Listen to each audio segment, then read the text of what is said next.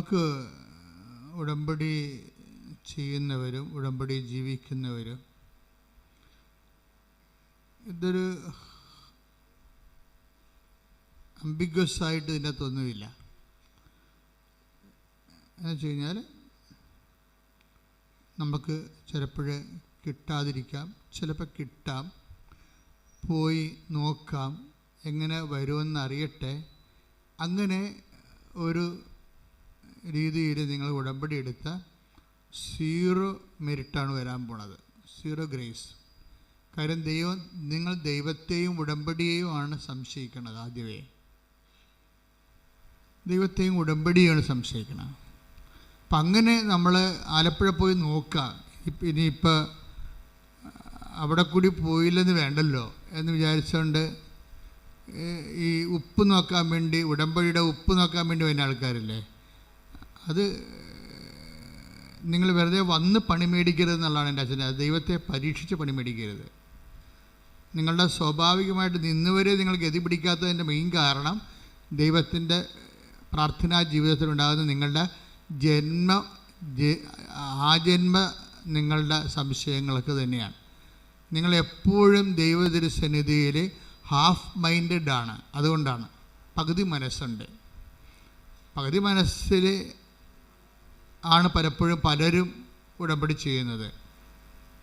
ഈ പകുതി മനസ്സാണെങ്കിൽ നിങ്ങൾ ഇത് റിസൾട്ട് ശരിക്കും എന്തെങ്കിലും കിട്ടുമെന്നല്ല, അതായത് ഉടമ്പടി എന്ന ദൈവിക സംവിധാനത്തെ തന്നെ നമുക്ക് ഇപ്പം നിങ്ങൾക്കറിയാമല്ലോ, ചില കണക്കുകളൊക്കെ ചെയ്യുമ്പോൾ ഉത്തരം തെറ്റാണെങ്കിലും വഴി ശരിയാണെങ്കിൽ മാർക്ക് കിട്ടത്തില്ലേ? നിങ്ങൾ സംശയിച്ചിട്ടുകൊണ്ടാണ് ഉടമ്പടി ഹാഫ് മൈൻഡഡ് ചെയ്യണമെങ്കിൽ വഴിക്ക് പോലും മാർക്ക് കിട്ടത്തില്ല. അതാണ് സംഭവം, വഴിക്ക് പോലും മാർക്ക് കിട്ടത്തില്ല. അപ്പം അതുകൊണ്ട് അപ്പം നിങ്ങൾ ഞങ്ങൾ സംശയിക്കാതെയാണ് ചെയ്യണത്, ഞങ്ങൾ അങ്ങനെ വിശ്വാസമില്ലെങ്കിൽ പിന്നെ ഇവിടം വരെ വരുമായിരുന്നു. അത് ഓക്കെ, വന്നു എന്ന് പറഞ്ഞുകൊണ്ട് ഒരു പ്രയോജനമില്ല. എന്താ കാര്യം വെച്ച് കഴിഞ്ഞാൽ ഉടമ്പടി അതിനൊരു എക്സിക്യൂട്ടീവ് ലെവലുണ്ട്, പ്രയോഗ രീതിയുണ്ട്. നമ്മളത് ഉടമ്പടി എപ്പോഴും നമ്മൾ എന്ത് പറയുന്നു എന്നുള്ളതല്ല, എന്ത് പ്രയോഗിക്കുന്നു എന്നുള്ളതാണ് അതിൻ്റെ മറ്റ് പ്രാർത്ഥനകളിൽ നിന്ന് ഉടമ്പടിയെ മാറ്റി നിർത്തുന്നത്. നിങ്ങൾക്ക് വേണമെങ്കിൽ 3000 നന്മ നിറഞ്ഞ ചെല്ലാം, 30,000 സ്വർഗസ്ഥനായ പിതാവ് ചെല്ലാം. അങ്ങനെ എന്തെങ്കിലും ചുണ്ടുകൊണ്ട് അഭ്യാസം കാണിച്ച ദൈവത്തെ അകപ്പെടുത്താവുന്നുള്ള മിഥ്യാധാരണയുമായിട്ട് ഉടമ്പടിയിലേക്ക് സമീപിക്കരുത്. ഉടമ്പടി ഇറ്റ് ഇസ് അനദർ പ്രോജക്റ്റ്. അപ്പം അത് കൃത്യമായിട്ട് മനസ്സിലാക്കണം. അതുകൊണ്ട് എങ്ങനെയാണ് ഉടമ്പടി? അതിന് ഏറ്റവും നല്ല കാര്യം ഉടമ്പടിയുടെ സാക്ഷ്യങ്ങൾ കേൾക്കുന്നതാണ്. My second point. First point, half മൈൻഡായിട്ട് ഉടമ്പടിയിലേക്ക് വരരുത്, ഫുൾ മൈൻഡായിട്ട് വരണം. ഇത് എൻ്റെ അവസാനത്തെ അബോർഡാണ്. This is my last destination. എന്നെ ദൈവം കൊണ്ടുവന്നതാണ്. അമ്മ എന്നെ കാത്തിരിക്കാനിവിടെ. എനിക്ക് യോഗ്യതയില്ലെങ്കിലും അമ്മയുടെ മധ്യസ്ഥതയിൽ ഈ വിഷയത്തിന് തീരുമാനം ഉണ്ടാകും. ഞാൻ ദൈവത്തിൻ്റെ വചനം പോലെ ജീവിക്കും.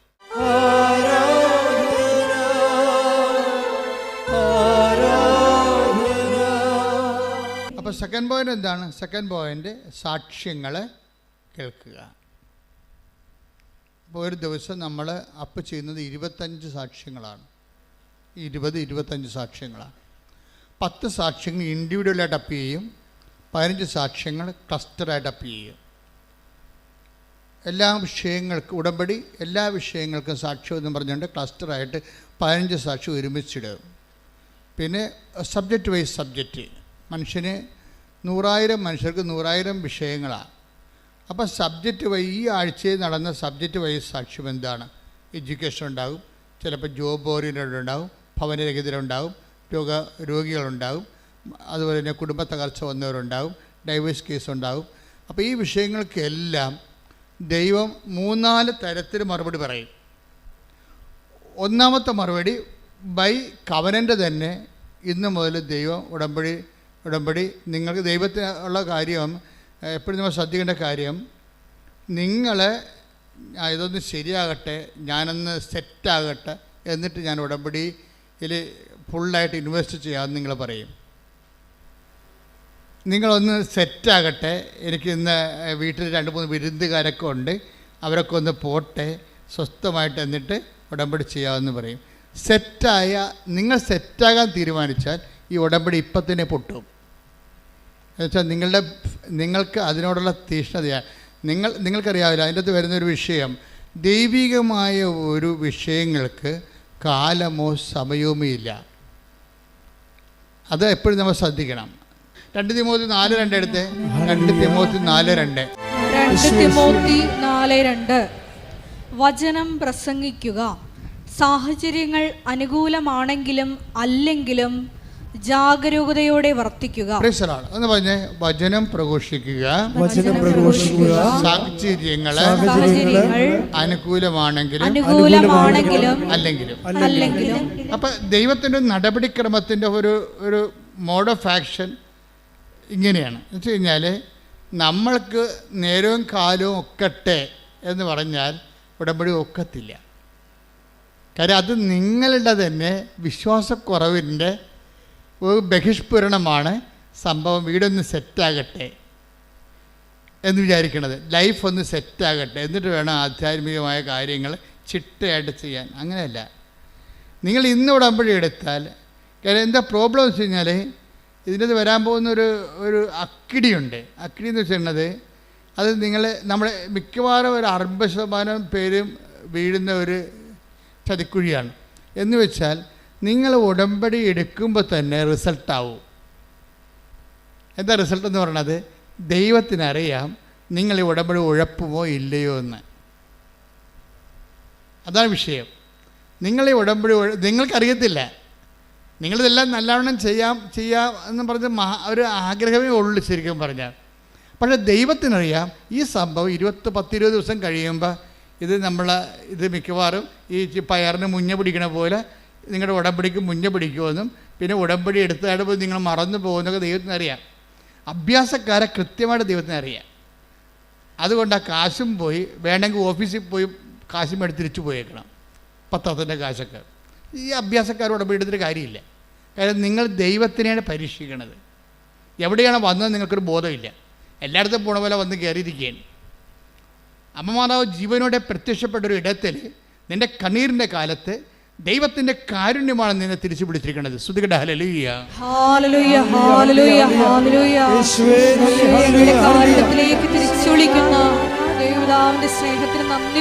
അവസാനം എന്താണ് അച്ഛൻ പറഞ്ഞത്? ഈ കണ്ണീരിൻ്റെ കാലത്ത് ദൈവത്തിൻ്റെ കാരുണ്യമാണ് നിന്നെ തിരിച്ചു വിളിപ്പിച്ചിരിക്കുന്നത്.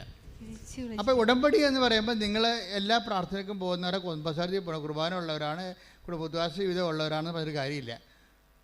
ഇതെല്ലാം ഉണ്ടെങ്കിലും നമുക്ക് ദൈവത്തിൽ നിന്ന് അകന്ന് ജീവിക്കാൻ പറ്റും.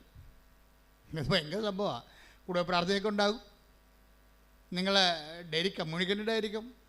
ഇങ്ങനെയൊക്കെ ആചാരവട്ടങ്ങളും ചിട്ടവട്ടങ്ങളൊക്കെ നിങ്ങൾ ചെയ്താലും ബൈ പേഴ്സൺ നിങ്ങൾ ദൈവത്തിൽ നിന്ന് അകലെയായിരിക്കും. അതുകൊണ്ടാണ് ഇപ്പോൾ ഈശോ ഇങ്ങനെ പറഞ്ഞത്, ദൈവത്തിൻ്റെ കാരുണ്യമാണ് നിങ്ങളെ തിരിച്ചു വിളിപ്പിച്ചിരിക്കുന്നത്. പറഞ്ഞേ, ദൈവത്തിൻ്റെ എന്നെ തിരിച്ചു വിളിച്ചിരിക്കുന്ന ദൈവത്തിൻ്റെ കാരുണ്യമേ, ദിവ്യകാരുണ്യമേ, അങ്ങേ ആരാധിക്കുകയും സ്തുതിക്കുകയും അങ്ങേക്ക് നന്ദി പറയുകയും ചെയ്യുന്നു. ഉടമ്പടി എപ്പോഴും നമുക്ക് ഓർക്കുക, അത് കാരുണ്യത്തിൻ്റെ പ്രാർത്ഥനയാണ്. ദൈവം ആരോട് കാരുണ്യം കാണിക്കുന്നു എന്ന് വെച്ചാൽ നിൻ്റെ മെരിറ്റല്ല. അവിടെ നീ ഒരിക്കലും ഉടമ്പടി വന്നിട്ട് പറയും ഞങ്ങൾ പ്രഖ്യാപിതമായിട്ടുള്ള പാരമ്പര്യ ക്രൈസ്തവരാണ്, ഞങ്ങൾ കാലാകാലങ്ങളായിട്ട് ദൈവമായിട്ട് ജീവിക്കുന്ന ഭക്തിയുള്ള വിശ്വാസമുള്ള സമൂഹമാണ്. പക്ഷേ once you come to the covenant it is out of mercy. ഇതൊക്കെ എല്ലാം ഉണ്ടെങ്കിലും നിങ്ങൾക്കിപ്പോൾ കവനൻ്റിലേക്ക് വരേണ്ട ഒരു അവസ്ഥ വന്നെങ്കിൽ അത് ഒരു ദൈവവിളി എന്നതിനേക്കാൾ ഉപരി ദൈവം നിങ്ങളുടെ കുടുംബത്തോട് കാണിക്കുന്ന കാരുണ്യമാണ്. ഉടമ്പടിയും കാരുണ്യമായിട്ടാണ് കണക്ട് ചെയ്തിരിക്കുന്നത്. അതായത് സങ്കീർത്തനം എടുത്ത്, സങ്കീർത്തനം 92:3 എടുത്ത്. കിന്നരവും വീണയും മീട്ടിയും പ്രഭാതത്തിൽ അങ്ങയുടെ കരുണയെയും രാത്രിയിൽ അങ്ങയുടെ വിശ്വസ്തതയെയും ഉദ്ഘോഷിക്കുന്നത് എത്ര ഉചിതം. Praise lord. Praise the Lord. പ്രഭാതത്തിൽ പകല് മനുഷ്യന് ദൈവം നമ്മോട് കാണിക്കുന്നത് കാരുണ്യമാണ്. പകല്. രാത്രി ദൈവം നമ്മോട് കാണിക്കുന്നത് വിശ്വസ്തതയാണ്. ഈ ഉടമ്പടി നമുക്ക് രണ്ട് പകലും രാത്രിയും, ഡാർക്ക് ആൻഡ് ലൈറ്റ് ഉണ്ട് ജീവിതത്തിൽ, അല്ലേ? ജീവിതത്തിൻ്റെ പകലിലെ പ്രകാശമുള്ളപ്പോൾ നമ്മളുടെ ദൈവം നമ്മോട് കാണിക്കണത് എന്താണ്? കാരുണ്യമാണ്. അപ്പോൾ കണ്ണ് കാണാം, കാര്യങ്ങളൊക്കെ എങ്ങനെ ചെയ്യണമെന്നൊക്കെ അറിയാം, ഏത് പരീക്ഷ എഴുതണം, ഏത് രാജ്യത്ത് പോകണമെന്നൊക്കെ നമുക്ക് കണ്ണ് കാണാം. ശരിക്കും അതാണ് പകലെന്ന് പറയുന്നത്. കാര്യങ്ങളെ കൃത്യമായിട്ട് നമുക്ക് ഐഡിയ ഉണ്ട്. അവിടെ ദൈവം നമ്മോട് ഐഡിയ നമുക്കുണ്ട്. ഏത് സബ്ജക്റ്റ് എടുക്കണം, ഇപ്പോഴേ റിസൾട്ട് വന്നിരിക്കണതാണ്, ഏത് സബ്ജക്റ്റ് എടുക്കണം, ഏത് കോഴ്സ് എടുക്കണം എന്നൊക്കെ നമുക്ക് ഐഡിയ ഉണ്ട്. അത് നമ്മുടെ പകലാണ്. ഐഡിയ നിങ്ങൾക്കുണ്ടെങ്കിലും നമുക്ക് വേണ്ടത് എന്താണ്? അത് നമ്മുടെ മെറിറ്റല്ല. നിങ്ങൾക്ക് ഇന്ന കോളേജിൽ പഠിക്കണം, ഇന്ന രാജ്യത്ത് പഠിക്കണം, ഇന്ന കോഴ്സ് ചെയ്യണം എന്നൊക്കെ നിങ്ങൾക്ക് ഐഡിയ ഉണ്ട്. അതാണ് പകലെന്ന് പറയുന്നത്. നിങ്ങൾക്ക് നിങ്ങളുടെ ജീവിതത്തിൽ എന്ത് ബിസിനസ് ചെയ്യണം, എവിടെ വീട് വെക്കണം, എവിടെ നിന്ന് ലോൺ കിട്ടും, ഇതിനെക്കുറിച്ചൊക്കെ നിങ്ങൾക്ക് already you have A idea. നിങ്ങളുടെ ലൈഫിനെക്കുറിച്ച് ഐഡിയ ഉണ്ടെങ്കിൽ സ്വാഭാവികമായും നിങ്ങളോർക്കും എനിക്കിതെല്ലാം ഐഡിയ ഉണ്ടല്ലോ, എനിക്ക് സിവിൽ പോയിൻറ്റ്സ് ആവശ്യത്തിനുണ്ട്, ബാങ്കിൽ നിന്ന് ലോൺ കിട്ടും, അല്ലെങ്കിൽ വിദ്യാഭ്യാസ ലോൺ കിട്ടും. You have an idea. ഈ ഐഡിയ ഉണ്ടെങ്കിൽ അതിൻ്റെ അത് പകലാണ്. നിനക്ക് വ്യക്തമായിട്ട് നിങ്ങൾ കാര്യങ്ങൾ നിൻ്റെ ജീവിതത്തിൻ്റെ ഭാവി നിങ്ങൾക്ക് കാണാൻ പറ്റും. പക്ഷെ അങ്ങനെ കാണാൻ പറ്റുമ്പോൾ നിങ്ങളെ അലസരാകരുത്. കാണാൻ പറ്റിയാലും യു നീഡ്സ് മെഴ്സി. അതാണ് കർത്താവ് പകല്. കിന്നരവും വീണയും മീട്ടിയും പ്രഭാതത്തിൽ അങ്ങയുടെ കരുണയെയും രാത്രിയിൽ അങ്ങയുടെ വിശ്വസ്തതയെയും ഉദ്ഘോഷിക്കുന്നത് എത്ര ഉചിതം. അത് ഉചിതമായ, അതായത് നമ്മളുടെ ജീവിതത്തെക്കുറിച്ച് നമുക്ക് വ്യക്തതയെല്ലാം ഉണ്ട് എങ്കിലും ആവശ്യത്തിന് ആരോഗ്യമുണ്ട്, ആവശ്യത്തിന് സെറ്റപ്പുണ്ട്, അതുപോലെ തന്നെ ജീവിത രീതികളിലെല്ലാം നിങ്ങളെല്ലാം അറേഞ്ച്ഡാണ്. നിങ്ങൾക്ക് വ്യക്തത ഉണ്ടെങ്കിലും യു നീഡ്സ് മേഴ്സി. ഇവിടെയാണ് നമ്മൾ മുട്ടുകുത്തേണ്ടി വരുന്നത്. ഇപ്പോൾ ചില ആൾക്കാർ മുട്ടുകുത്തി കരഞ്ഞൊക്കെ പ്രാർത്ഥിക്കത്തില്ലേ? ചില ആൾക്കാർ കൈ കേട്ട് നിന്ന് പ്രാർത്ഥിക്കത്തില്ലേ? ഈ ഫിസിക്കൽ പോസ്റ്ററിന്, ആ ഡിസ്പോസിഷന് നിങ്ങളുടെ ഫെയ്ത്ത് റീഡിങ്ങുമായിട്ട് ബന്ധമുണ്ട്. നിങ്ങളുടെ ഭാര്യയ്ക്ക് ക്യാൻസർ ലാസ്റ്റ് സ്റ്റേജ് ആണെങ്കിൽ നിങ്ങൾ കരഞ്ഞ് മുട്ട നിന്ന് കർത്താവിനോട് പ്രാർത്ഥിക്കും, ഇല്ലേ? നിങ്ങളുടെ മകന് അത്തരം ഒരു അസുഖമൊന്നുമില്ല, പനിയാ വല്ലതുമാണെങ്കിൽ നിങ്ങൾ നിന്ന് മുട്ട നിന്ന് പ്രാർത്ഥിക്കും, ഇല്ലേ? വ്യത്യാസമുണ്ട്. എന്ന് വെച്ച് കഴിഞ്ഞാൽ ദൈവത്തിൻ്റെ തിരുസന്നിധിയിൽ നിങ്ങൾ അനുഭവിക്കുന്ന പ്രശ്നങ്ങൾക്ക് ആനുപാതികമായ ഫിസിക്കൽ ഡിസ്പോസിഷൻ കൊടുത്തു കഴിഞ്ഞാൽ അത് നെഗറ്റീവ് കൗണ്ടിങ് വരും. നിങ്ങളെന്താ ചെയ്യേണ്ടതെന്ന് വെച്ച് കഴിഞ്ഞാൽ ഏത് സാഹചര്യത്തിലും എനിക്ക് വേണ്ടത് മേഴ്സിയാണ്. മനസ്സിലായ? ഏത് സാഹചര്യത്തിലും എനിക്ക് മെറിറ്റില്ല. പകലാണെങ്കിലും വ്യക്തമായിട്ട് ജീവിതം കാണാമെങ്കിലും ജീവിതത്തെക്കുറിച്ചൊരു വ്യക്തത ഉണ്ടെങ്കിലും നമുക്കെന്ത് വേണം? മേഴ്സി വേണം. എന്ത് വേണം? കരുണ വേണം. അപ്പോൾ എന്ത് ചെയ്യണം? കരുണയുടെ ഡിസ്പോസിഷൻസാണ് നമുക്ക് വേണ്ടത്. ഇങ്ങനെ ഉള്ള ആൾ നിന്ന് കൈ കെട്ടി നിൽക്കുന്ന ആളിന് വല്ല കരുണയും കിട്ടുക? കിട്ടത്തില്ല. എന്നാൽ അയാൾ കണ്ടൻറ്റഡ് ആണെന്ന് ദൈവത്തിന് അറിയാം. He's contented. ദൈവത്തിന് വേണമെങ്കിൽ എന്നെ ഒന്ന് അനുഗ്രഹിച്ചോ എന്ന് പറഞ്ഞ് നിൽക്കുന്ന ആൾക്കാരല്ലേ? കാര്യം എനിക്കറിയാം എൻ്റെ വിഷയം സെറ്റ് ചെയ്യാൻ, എനിക്കറിയാം എവിടെ പോകണമെന്നുള്ളത്. പക്ഷേ ബൈബിൾ പറയണത് ഇങ്ങനെയുള്ള പേഴ്സണലായിട്ട് ഓക്കെ ആണെങ്കിലും you needs grace, you needs mercy. എന്നുവെച്ചാൽ മേഴ്സി എന്ന് പറഞ്ഞത് ഗ്രേസിന് രണ്ടും രണ്ടാണ്. മേഴ്സി എന്ന് പറയുന്നത് മെറിറ്റില്ലാത്ത അവസ്ഥയിലെല്ലാം മേഴ്സിയാണ് നമുക്ക് വേണ്ടത്. If you have no merit you needs mercy. നിങ്ങൾക്ക് യോഗ്യതയില്ലെങ്കിൽ നിങ്ങൾക്ക് എന്താ വേണ്ടത്? കരുണയാണ് വേണ്ടത്. അപ്പം പകലിൽ നിന്ന് പോലും ജീവിതം വ്യക്തമായിട്ട് കാണാമെങ്കിൽ പോലും ദൈവത്തിൻ്റെ കരുണയാണ് വേണ്ടതെന്നുണ്ടെങ്കിൽ ആ എല്ലാ വിഷയങ്ങളും ഉടമ്പടി തന്നിരിക്കുന്ന എല്ലാ ഹോംവർക്കുകളും കരുണയുടെ ഡിസ്പോസിഷനിലാണ് ചെയ്യേണ്ടത്. മനസ്സിലായില്ലേ? ദൈവം നമ്മോട് കരുണ തോന്നുന്ന രീതിയിലാണ് ചെയ്യേണ്ടത്. ആക്കാനും വേണ്ടി ഒക്കാനിക്കരുത് നടത്താം. 10 പത്രമുണ്ട്, കൊടുത്തേക്കാം. അയൽവാസികൾക്ക് ചെന്ന് കൊടുക്കും. കൊടുത്ത് പെട്ടെന്ന് ചാപ്റ്റർ എത്രയും വേഗം ചാപ്റ്റർ ക്ലോസ് ചെയ്യാൻ പറ്റുമല്ലോ എന്ന് വിചാരിച്ചുകൊണ്ട് ആ ചാപ്റ്റർ ക്ലോസ് ചെയ്യും. പത്രം കൊടുക്കാൻ പറഞ്ഞു. ഇന്ന് ബഹുമാനോടെ ക്ലിനേഷൻ പറഞ്ഞില്ലേ, ഇവിടുത്തെ ഏറ്റവും ടോപ്പ് പ്രേക്ഷിത പ്രവർത്തനം ഉടമ്പടിയിൽ മിക്കവാറും 40 പോയിൻ്റാണ് പത്രത്തിനുള്ളത്. കാര്യം പത്രമാണ് ജനങ്ങളെ ദൈവത്തിലേക്ക് അടുപ്പിക്കുന്നത്. നിങ്ങളൊരു രോഗിയെ നഖം വെട്ടി കൊടുത്തു കഴിഞ്ഞാൽ ആ രോഗിക്ക് മാത്രമാണ് ഗുണം. പക്ഷെ ഒരു പത്രം കൊടുത്തു കഴിഞ്ഞാൽ അവന് വിശ്വാസം കൊടുക്കുക മാത്രമല്ല, നിങ്ങളെ സഹായിച്ച ആരെങ്കിലും വേറെ ആൾക്കാരെ സഹായിച്ച ചരിത്രമുണ്ടോ? പക്ഷെ നിങ്ങൾ വിശ്വാസം കൊടുത്താൽ ആ വിശ്വാസം അവർ കൈമാറും. അപ്പോൾ ഈ ഇവാഞ്ചലൈസേഷനും, അതായത് വിശ്വാസ കൈമാറ്റവും വിശ്വാസ പ്രവർത്തനവും തമ്മിൽ വ്യത്യാസമുണ്ട്. അതുകൊണ്ടാണ് അത് ദൈവത്തിൻ്റെ കരുണ നമുക്ക് ലഭിക്കത്തക്ക രീതി വേണം നിങ്ങൾ പ്രേക്ഷിത പ്രവർത്തനങ്ങൾ ചെയ്യാൻ. എന്താണ്? നിങ്ങൾ പ്രാർത്ഥിക്കണം, കർത്താവേ, ഇത് ഞാനൊരു കടമ നിർവഹിക്കുക മാത്രമല്ല, ഇത് വായിച്ചവൻ അങ്ങേ അറിയണം, അത് എൻ്റെ ചെവി കൊണ്ട് ഞാൻ കേൾക്കണം, അവർക്ക് കർത്താവിനെ കിട്ടിയെന്ന് അറിയണം. അങ്ങനെയൊക്കെ നമുക്ക് ഒരു ആത്മബന്ധത്തോടുകൂടിയാണ് പ്രേക്ഷിത പ്രവർത്തനം ചെയ്യണമെങ്കിൽ നിങ്ങൾക്ക് കർത്താവിൻ്റെ കരുണ കിട്ടും.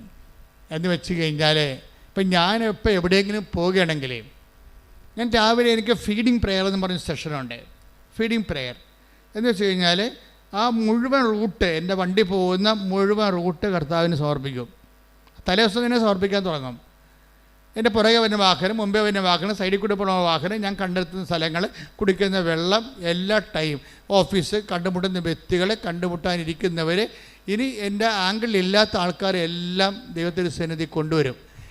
ഇങ്ങനെ ഈ ഗൈഡഡ് ഇതിന് ഈ ഫീഡിങ് പ്രയറിൻ്റെ ഒരു ഗുണം, നിങ്ങളുടെ ദൗത്യം മിഷൻ ഗൈഡഡ് ആയിരിക്കും. ഫീഡിങ് പ്രയർ വന്നാൽ മിഷൻ ഗൈഡഡ് ആവും. എന്ന് വെച്ച് കഴിഞ്ഞാൽ ആര് ഗൈഡ് ചെയ്യും? ഇപ്പം നിങ്ങളുടെ യാത്രകൾ നിങ്ങളല്ല ഗൈഡ് ചെയ്യണത്. That is known sense. അത് പഠിക്കാൻ സാധിക്കും. ഒരു ദൈവ പൈതലിനെ സംബന്ധിച്ചിടത്തോളം അവൻ്റെ യാത്ര, അവൻ്റെ ഉദ്യമങ്ങൾ ദൈവം ഗൈഡ് ചെയ്യണം. ദൈവം ഗൈഡ് ചെയ്യണമെങ്കിൽ എല്ലാം ദൈവത്തിൻ്റെ കൺട്രോളിൽ കൊണ്ടുവരണം. എല്ലാം ദൈവത്തിൻ്റെ കൺട്രോളിൽ, യാത്ര, ഭക്ഷണം, സംസാരം, എല്ലാം എല്ലാം ദൈവത്തിൻ്റെ കൺട്രോളിൽ കൊണ്ടുവന്നു കഴിഞ്ഞാൽ പിന്നീട് ഫീഡിങ് കഴിയുമ്പോൾ, അതാണ് ഫീഡിങ് എന്ന് പറയണത്. അത് ഇപ്പോൾ ഞങ്ങൾ ചിലർ ജപമാല ചൊല്ലി സമർപ്പിക്കും, ചിലർക്ക് സൽപ്രവർത്തികൾ ചെയ്തുകൊണ്ട് അവരുടെ അജണ്ട സമർപ്പിക്കും. പാസ്പോർട്ട് ഓഫീസിൽ പോകണം, വിസ ഓഫീസിൽ പോകണം, ഇൻ്റർവ്യൂവിന് പോകണം, പരീക്ഷയ്ക്ക് പോകണം. ഇങ്ങനെ വ്യത്യസ്തമായ കാര്യങ്ങൾ അവിടെ കണ്ടുമുട്ടുന്ന വ്യക്തികൾ തിരിച്ചു പോരുന്ന വരെയുള്ള മുഴുവൻ സംഭവം ഫീഡ് ചെയ്ത് കൊടുക്കണം. പേഴ്സണൽ പ്രയറിൻ്റെ സമയത്താണ് ഫീഡിങ് നടക്കേണ്ടത്. ഫീഡിങ് നടന്നു കഴിഞ്ഞാൽ ടോട്ടലായിട്ട് ഇത് ഗൈഡഡ് ആവും. ഉടനെ ഇത് വേറെ ഫോർമാറ്റിലേക്ക് മാറിയിട്ട് ഗൈഡഡ് ആവും. അപ്പം നിങ്ങൾ അല്ല നയിക്കപ്പെടുന്നത്, നിങ്ങൾ വിചാരിക്കാത്ത സ്ഥലങ്ങളിലേക്ക് നിങ്ങളെ ദൈവം കൊണ്ടുപോകും. നിങ്ങൾ വിചാരിക്കാത്ത വ്യക്തികളും, കാര്യം നിങ്ങൾക്ക് കാണേണ്ട വ്യക്തി ആരാണെന്ന് ദൈവത്തിന് അറിയാം. നിങ്ങൾക്ക് പോകേണ്ട വ്യക്തി ഓഫീസ് എവിടെയാണെന്ന് ദൈവത്തിന് അറിയാം. അതെങ്ങനെയാണ് ഈസിയായിട്ട് പോകേണ്ടത് ദൈവത്തിന് അറിയാം. ഇതെല്ലാം ദൈവം ക്രമീകരിച്ച് തരും. ഇതാണ് ഗൈഡഡ് എന്ന് പറയുന്നത്, ഗൈഡഡ് ലൈഫ് എന്ന് പറയുന്നത്. അപ്പോൾ മൊത്തം ദൈവത്തിൻ്റെ ഗൈഡ് ലൈൻസ് കൊണ്ടുവരണം. ഇപ്പോൾ ചിലരൊക്കെ ആകസ്മികമായിട്ടൊക്കെ ചില ആൾക്കാർ കണ്ടുപിടിയത് ആകസ്മികമായിട്ട്. ഇപ്പോൾ കഴിഞ്ഞ ദിവസങ്ങളിലൊരു സാക്ഷ്യം ഉണ്ടായി. ആ ചേച്ചിയുടെ പേര് ഞാൻ മറന്നുപോയി. അംബിക ചേച്ചിയുടെ സാക്ഷ്യം എന്തറിയാമോ? അംബിക ചേച്ചിയുടെ മകളെ അവർ അയർലൻഡിലോട്ട് വിടുകയാണ്.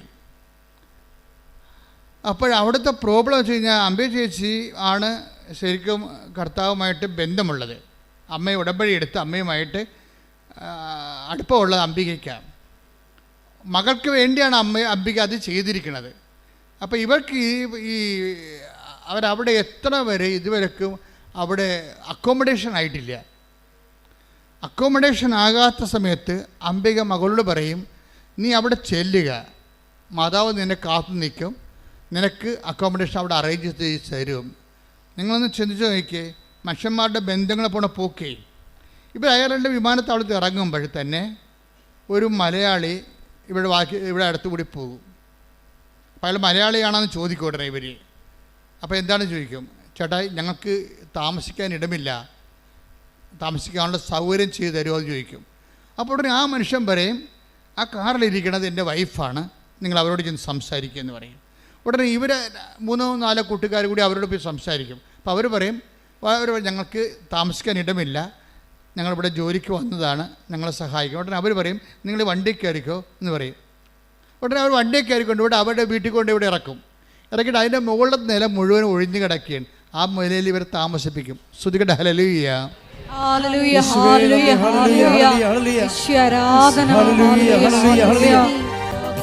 പരിശുദ്ധ പരമ ദിവ്യകാരുണ്യത്തിന് എന്നേരവും ആരാധനയും സ്തുതിയും പുകഴ്ചയും ഉണ്ടായിരിക്കട്ടെ. ആ വചനം ഒന്നിനു വായിച്ചേ. സങ്കീർത്തനം 92:3. കിന്നരവും വീണയും മീട്ടിയും. ഒന്ന് പറഞ്ഞേ. കിന്നരവും വീണയും മീട്ടിയും. കിന്നരവും വീണയും മീട്ടിയും. പ്രഭാതത്തിൽ അങ്ങയുടെ കരുണയെയും അങ്ങയുടെ കരുണയെയും. രാത്രിയിൽ അങ്ങയുടെ വിശ്വസ്തതയെയും ഉദ്ഘോഷിക്കുന്നത് എത്ര ഉചിതം. അപ്പൊ രാത്രിയിൽ എന്താ സംഭവം? പകല് നമുക്ക് കണ്ണ് കാണാൻ ജീവിതത്തെക്കുറിച്ച് വ്യക്തതയുണ്ട്. ഇപ്പം ഇവർക്ക് അംബികയുടെ മകൾക്ക് ശരിക്കും പറഞ്ഞാൽ വ്യക്തതയില്ല. എവിടെ താമസിക്കുന്ന വ്യക്തതയില്ല. അപ്പം അംബികയ്ക്ക് വ്യക്തതയുണ്ട്. എന്താ വ്യക്തത? വിശ്വാസിക്ക് വ്യക്തതയുണ്ട്. എന്താ വ്യക്തത?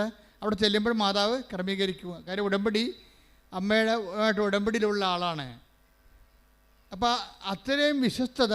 അപ്പം നമുക്ക് വ്യക്തതയില്ലാത്തപ്പോൾ അതിന് സുവിശേഷത്തിൻ്റെ ഭാഷയിൽ രാത്രി എന്ന് പറയും.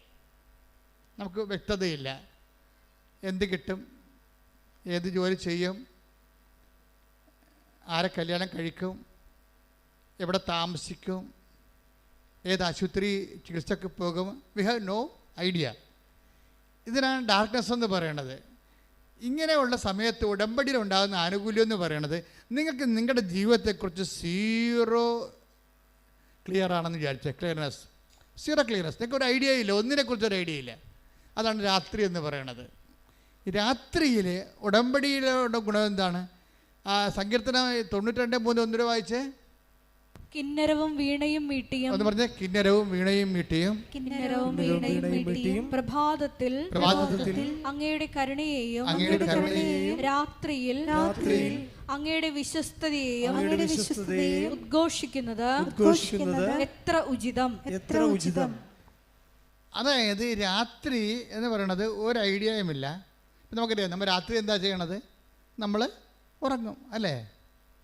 രാത്രി നമുക്ക് പ്രവർത്തനങ്ങളൊന്നുമില്ലല്ലോ, ഉറങ്ങുകയേ ഉള്ളൂ. പക്ഷേ രാത്രി നിൻ്റെ ദൈവം എന്താ ചെയ്യണത്? രാത്രി നിനക്ക് വേണ്ടി ജാഗ്രതയുള്ള രേഖ. ഇസ്രായേലിൻ്റെ ദൈവം മയങ്ങുകയില്ല, ഉറങ്ങുകയില്ല. ആകുമ്പോൾ ഈ 124 121:4 ശ്രുതിക്കട്ടെ. ഹല്ലേലൂയ, യേശുവേ നന്ദി, ഹല്ലേലൂയ, ഹല്ലേലൂയ, യേശുവേ സ്തുതി, ഹല്ലേലൂയ, ഹല്ലേലൂയ, ഹല്ലേലൂയ. 121 സങ്കീർത്തനം 4 തിരുവചനം. ഇസ്രായേലിന്റെ പരിപാലകൻ മയങ്ങുകയില്ല, ഉറങ്ങുകയുമില്ല. പറഞ്ഞേ. ഇസ്രായേലിന്റെ പരിപാലകൻ മയങ്ങുകയില്ല, ഉറങ്ങുകയുമില്ല. നിന്റെ രാത്രിയിൽ ദൈവം നിനക്ക് വേണ്ടി ജാഗ്രത അനുഭവിക്കും. എന്നുവെച്ചാൽ നമ്മൾക്ക് ഒന്നും ചെയ്യാൻ പറ്റാത്ത അവസ്ഥ ഉണ്ട്. രാത്രിക്കുള്ള കുഴപ്പം എന്താണ്? ഉറക്കമല്ല പ്രശ്നം. എന്താണ്? ഒന്നും ചെയ്യാൻ പറ്റാത്ത അവസ്ഥ. ചില ആൾക്കാർ പറഞ്ഞില്ല, എൻ്റെ അച്ഛാ പ്രാർത്ഥിക്കാൻ പോലും പറ്റണില്ല. രാത്രിയായി. രാത്രി എന്ന് പറയുമ്പോൾ നിങ്ങളോട് രാത്രി എന്ന് വിചാരിക്കരുത്. ജീവിതത്തിൽ ഈശോ എന്താ പറഞ്ഞ രാത്രിയെക്കുറിച്ച്? യോഹന്നാൻ 9:4. എന്നെ അയച്ചവന്റെ പ്രവൃത്തികൾ പകലായിരിക്കുവോളം നാം ചെയ്യേണ്ടിയിരിക്കുന്നു. ഒന്ന് പറഞ്ഞ്. എന്നെ അയച്ചവന്റെ പ്രവൃത്തികൾ പകലായിരിക്കുവോളം നാം ചെയ്യേണ്ടിയിരിക്കുന്നു. ആർക്കും ജോലി ചെയ്യാൻ കഴിയാത്ത രാത്രി വരുന്നു. അപ്പോൾ രാത്രിക്ക് അങ്ങനെ ഒരു പ്രശ്നമുണ്ട്. നിങ്ങൾ വെളിച്ചത്ത്, ഇപ്പം നമ്മളിതുപോലെ പൂ പോലെ വെളിച്ചത്ത് ജീവിച്ചാലും ആധ്യാത്മികമായിട്ട് രാത്രിയിലായി പോകും ചിലപ്പോൾ. എന്താണ്? ശരി പറയാറ്, എൻ്റെ അച്ഛാ സങ്കടം കൊണ്ട് പ്രാർത്ഥിക്കാൻ പോലും പറ്റണില്ല. അതാണ് രാത്രി. ചിലപ്പോൾ ഭർത്താവ് ഐസിയിലായിരിക്കും, അല്ലെങ്കിൽ മകൻ ചിലപ്പോൾ ജയിലിലായിരിക്കും. നിങ്ങൾക്കത് രക്ഷപ്പെടണമെന്നൊക്കെ ഉണ്ട്, പക്ഷേ നിങ്ങൾക്കൊരു വാക്ക് പ്രാർത്ഥിക്കാൻ പറ്റണില്ല. ആർക്കും വേല ചെയ്യാൻ പാടില്ലാത്ത രാത്രി, പ്രാർത്ഥിക്കാൻ പോലും പറ്റാത്ത രാത്രി. അതാ യോഹന്നാൻ 9:4 എന്ന് പറഞ്ഞ് ആർക്കും വേല ചെയ്യാൻ പാടില്ലാത്ത രാത്രികാലം. ജീവിതത്തിൽ ഒരു ഐഡിയ ഇല്ല, ഒരാശയമില്ല, എന്ത് ചെയ്യണമെന്ന് അറിയാൻ പാടില്ല, ആരെ കോണ്ടാക്ട് ചെയ്യണമെന്ന് അറിയാൻ പാടില്ല, എങ്ങനെ ഗതി പിടിക്കുമെന്ന് അറിയാൻ പാടില്ല. നിങ്ങൾ സ്മോളൊക്കെ അടിച്ച് അല്ലെങ്കിൽ വീട്ടിൽ കടുത്തേക്ക് കയറി നിങ്ങളുടെ കഴിവ് മറച്ചു വെക്കാൻ വേണ്ടി കുഞ്ഞുങ്ങളുടെയും ഭർത്താവിൻ്റെയും ഭാര്യയുടെയൊക്കെ കടുത്തേക്ക് കയറി നിങ്ങളിങ്ങനെ അഭ്യാസം കാണിച്ച് ജീവിക്കായിരിക്കും ചിലപ്പോൾ. അതാണ് നിങ്ങളുടെ രാത്രി എന്ന് പറയുന്നത്. പ്രാർത്ഥിക്കാനും പറ്റണില്ല, കഴിവുകേടുകൾ മറച്ചു വെക്കാൻ വേണ്ടി മറ്റുള്ളവരുടെ മുമ്പിൽ ചാടിക്കയറി ജീവിക്കുന്ന സമയം, രാത്രി ഒന്നും ചെയ്യാൻ പറ്റാത്ത സമയം. ഈ രാത്രിക്ക് എന്താ ദൈവം ചെയ്യണത്? ഉടമ്പടി വന്നു കഴിഞ്ഞാൽ ഇനി നീ ഒരു രാത്രിയിൽ മാനുഷികമായ വീക്ക്നെസ് കൊണ്ട് അകപ്പെട്ടാലും നിനക്ക് പേടിക്കേണ്ട കാര്യമില്ല. സങ്കീർത്തനം 92:3 എന്താ പറയണത്? കിന്നരവും വീണയും മീട്ടിയും പ്രഭാതത്തിൽ അങ്ങയുടെ കരുണയെയും രാത്രിയിൽ അങ്ങയുടെ വിശ്വസ്തതയെയും ഉദ്ഘോഷിക്കുന്നത് എത്ര ഉചിതം. അപ്പൊ നീ ഇപ്പൊ നിന്റെ ജീവിതം രാത്രിയാണ്, നിനക്ക് ഐഡിയ ഇല്ല, നിനക്ക് പ്രാർത്ഥിക്കാമെന്ന് തോന്നണില്ല, നിനക്ക് ഒരു വേലയും ചെയ്യാൻ പറ്റണില്ല, നിനക്ക് ചിന്തിക്കാൻ വേണ്ടി ബിസിനസ് തുടങ്ങാമെന്ന് വെച്ചാൽ അതിന് കാശ് വേണ്ടേ? അതില്ല. വീട് വിൽക്കാമെന്ന് വെച്ചാൽ അനിയൻ്റെ പേരിൽ കൂടി പ്രമാണത്തിൽ അനിയൻ്റെ പേരും ഉണ്ട്, അവൻ സമ്മതിക്കണമില്ല. ഒന്നും ചെയ്യാൻ പറ്റണില്ല, കൈയും കാലും കട്ടിയ പോലെ അവസ്ഥയാണ്. എന്നപ്പോൾ ചത്ത് കളയാമെന്ന് തോന്നുന്നു. അതാണ് രാത്രി എന്ന് പറയണത്. ഈ രാത്രിയിൽ നീ ഉടമ്പടിയിലാണെങ്കിൽ എന്താ സംഭവിക്കണത്? കർത്താവ് വിശ്വസ്തനായിരിക്കുമെന്ന്. മനസ്സിലായില്ലേ? കൈയടിച്ച് ശ്രദ്ധിക്കണ്ടല്ലേ?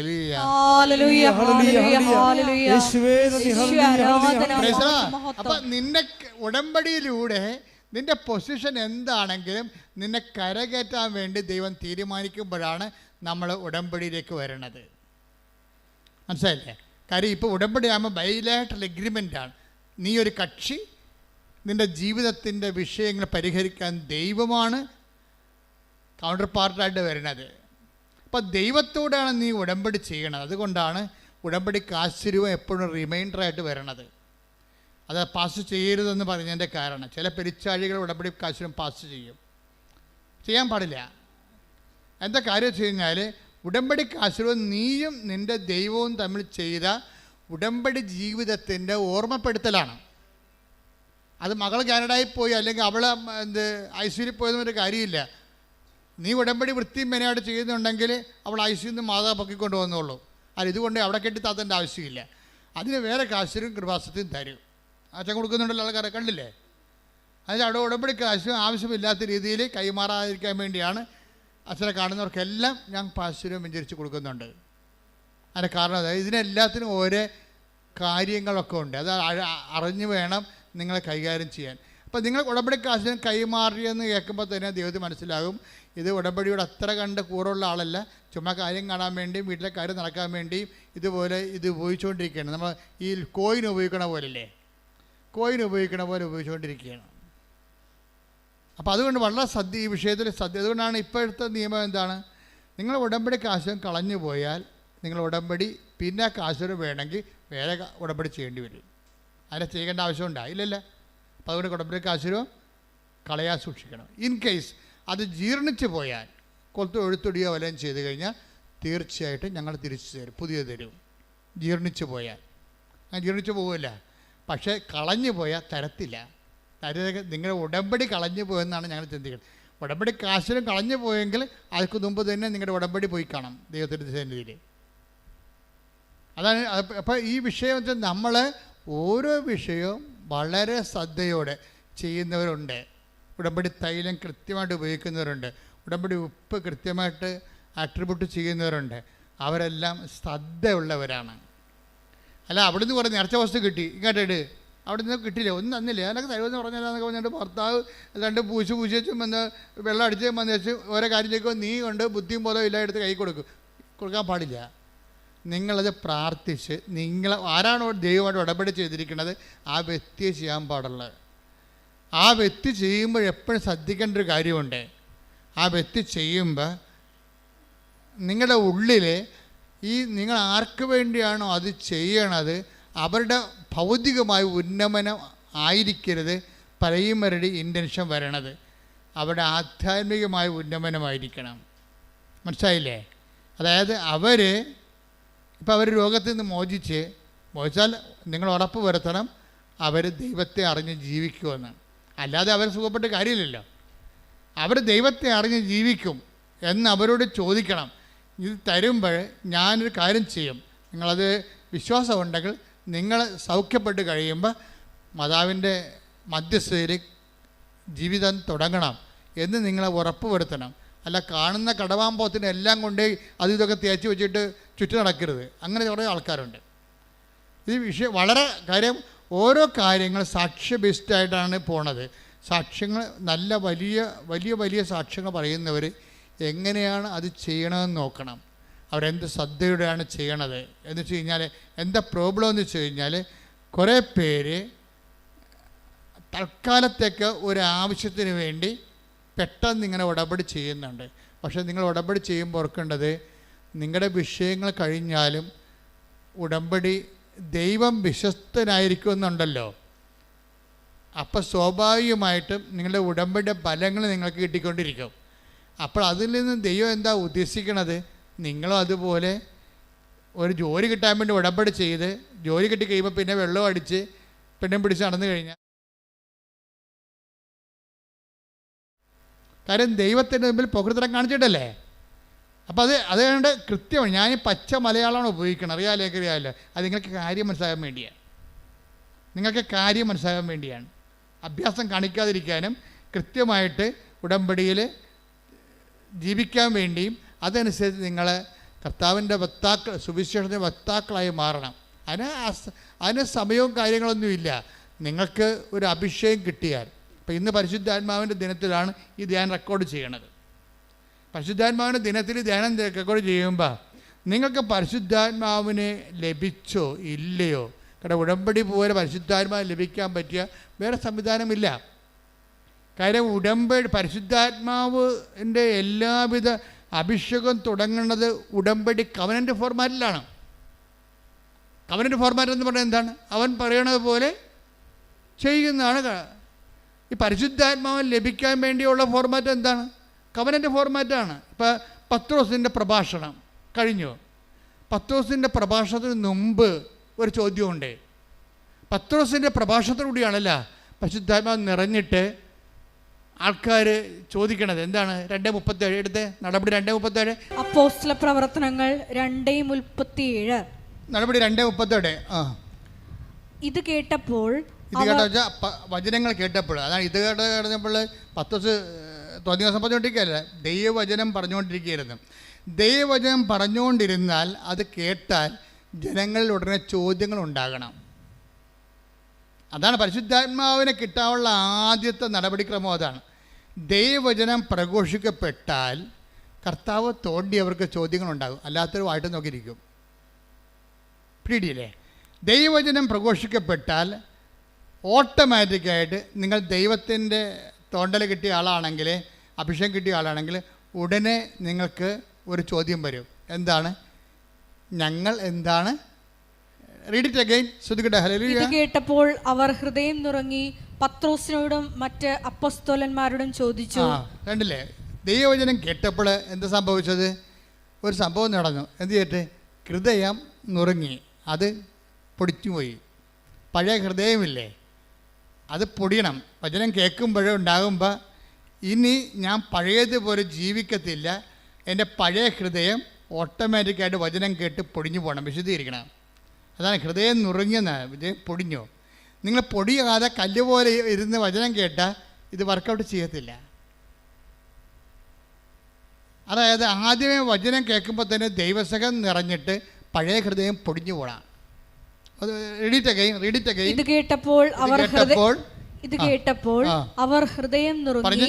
എല്ലാവരും പറഞ്ഞു. ഇത് കേട്ടപ്പോൾ അവർ ഹൃദയം നുറുങ്ങി പത്രോസിനോടും മറ്റ് അപ്പോസ്തലന്മാരോടും ചോദിച്ചു, സഹോദരന്മാരെ ഞങ്ങൾ എന്താണ് ചെയ്യേണ്ടത്? അതാണ് കവനന്റ് ഫോർമാറ്റ് എന്ന് പറയുന്നത്. വചനം കേട്ടാൽ അടുത്ത നടപടി കവനന്റാണ്. ഒരിക്കൽ നിങ്ങൾ ദൈവവചനം കേട്ടാൽ അതിൻ്റെ അടുത്ത നടപടി എന്താണ്? കയ്യൊപ്പ് പ്രാർത്ഥന അല്ല. അടുത്ത നടപടി കവനൻ്റാണ്. എന്താണ്? ഇത് കേട്ടപ്പോൾ അവരെല്ലാവരും അപ്പോസ്തലന്മാരോട് ചോദിച്ചു, എന്ത് ചെയ്യണം? ഞങ്ങൾ എന്താണ് ചെയ്യേണ്ടത്?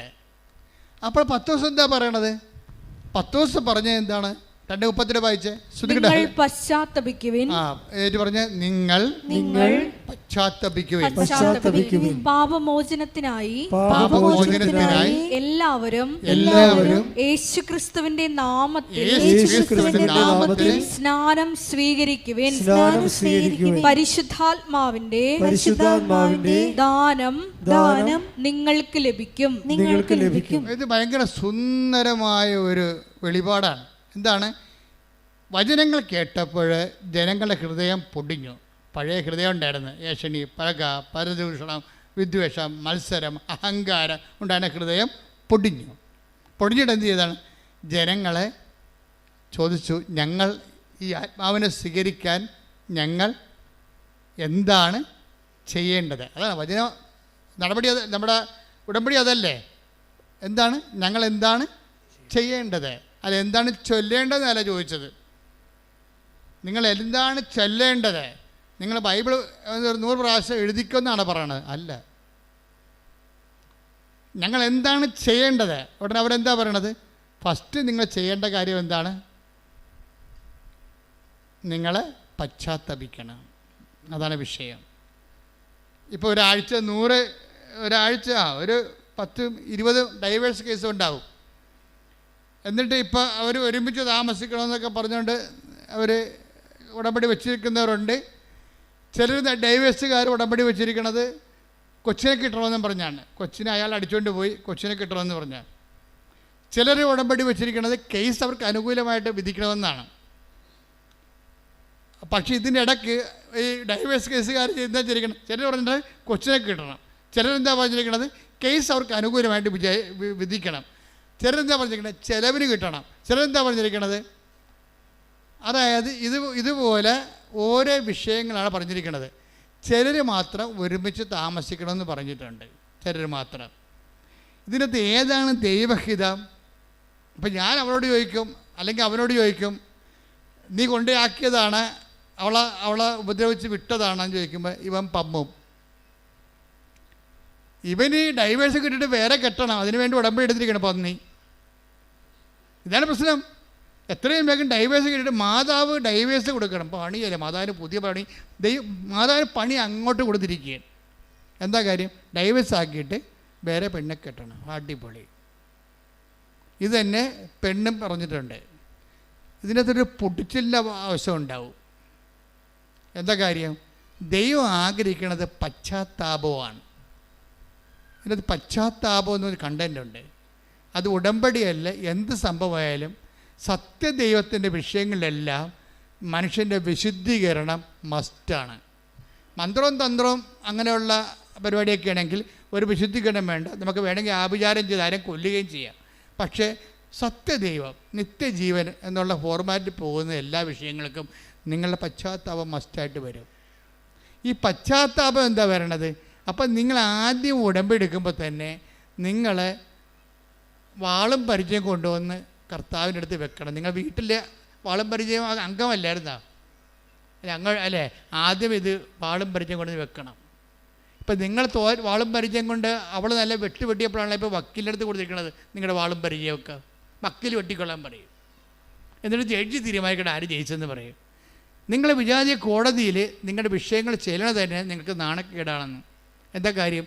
നിങ്ങൾ ജയിച്ചാൽ ഓന്തോടിയാൽ വെയിലി വരെ, ചെമ്മീൻ ചാടിയാൽ ചട്ടി വരെ. അത്രേ ഉള്ളൂ. നിങ്ങൾ ജയിച്ചാൽ എത്ര കൊല്ലത്തേക്ക് ജയിക്കാൻ പറ്റും? നിങ്ങൾക്ക് ഈ ജീവിതത്തെ മാത്രം ജയിക്കാൻ പറ്റും. മേ ബി ഒരു 40 കൊല്ലമാണ് മാക്സിമം. അത് കഴിയുമ്പോൾ കൊമ്പും കോലൊക്കെ മുക്കിന്നും വായിന്നൊക്കെ കൊമ്പും കോലും ഇട്ടിട്ട് സൂപ്പർ സ്പെഷ്യാലിറ്റി ഹോസ്പിറ്റൽ ഉണ്ടാവില്ല. അതിപ്പോൾ ഞാനായാലും നീയായാലും എപ്പോഴും നമ്മൾ ശ്രദ്ധിക്കേണ്ട കാര്യം വെച്ച് കഴിഞ്ഞാൽ ഈ കൊച്ചു ജീവിതത്തിന് വേണ്ടി നീ ദൈവത്തെ ഉടനെ തള്ളിപ്പറയുകയാണ്, ദൈവത്തിൻ്റെ വചനത്തെ തള്ളിപ്പറയുകയാണ്. അവിശ്വാസിയായ ഭർത്താവ് ഭാര്യ മുഖേന വിശുദ്ധീകരിക്കപ്പെടും. നേരെ മറിച്ച് സംഭവിക്കും.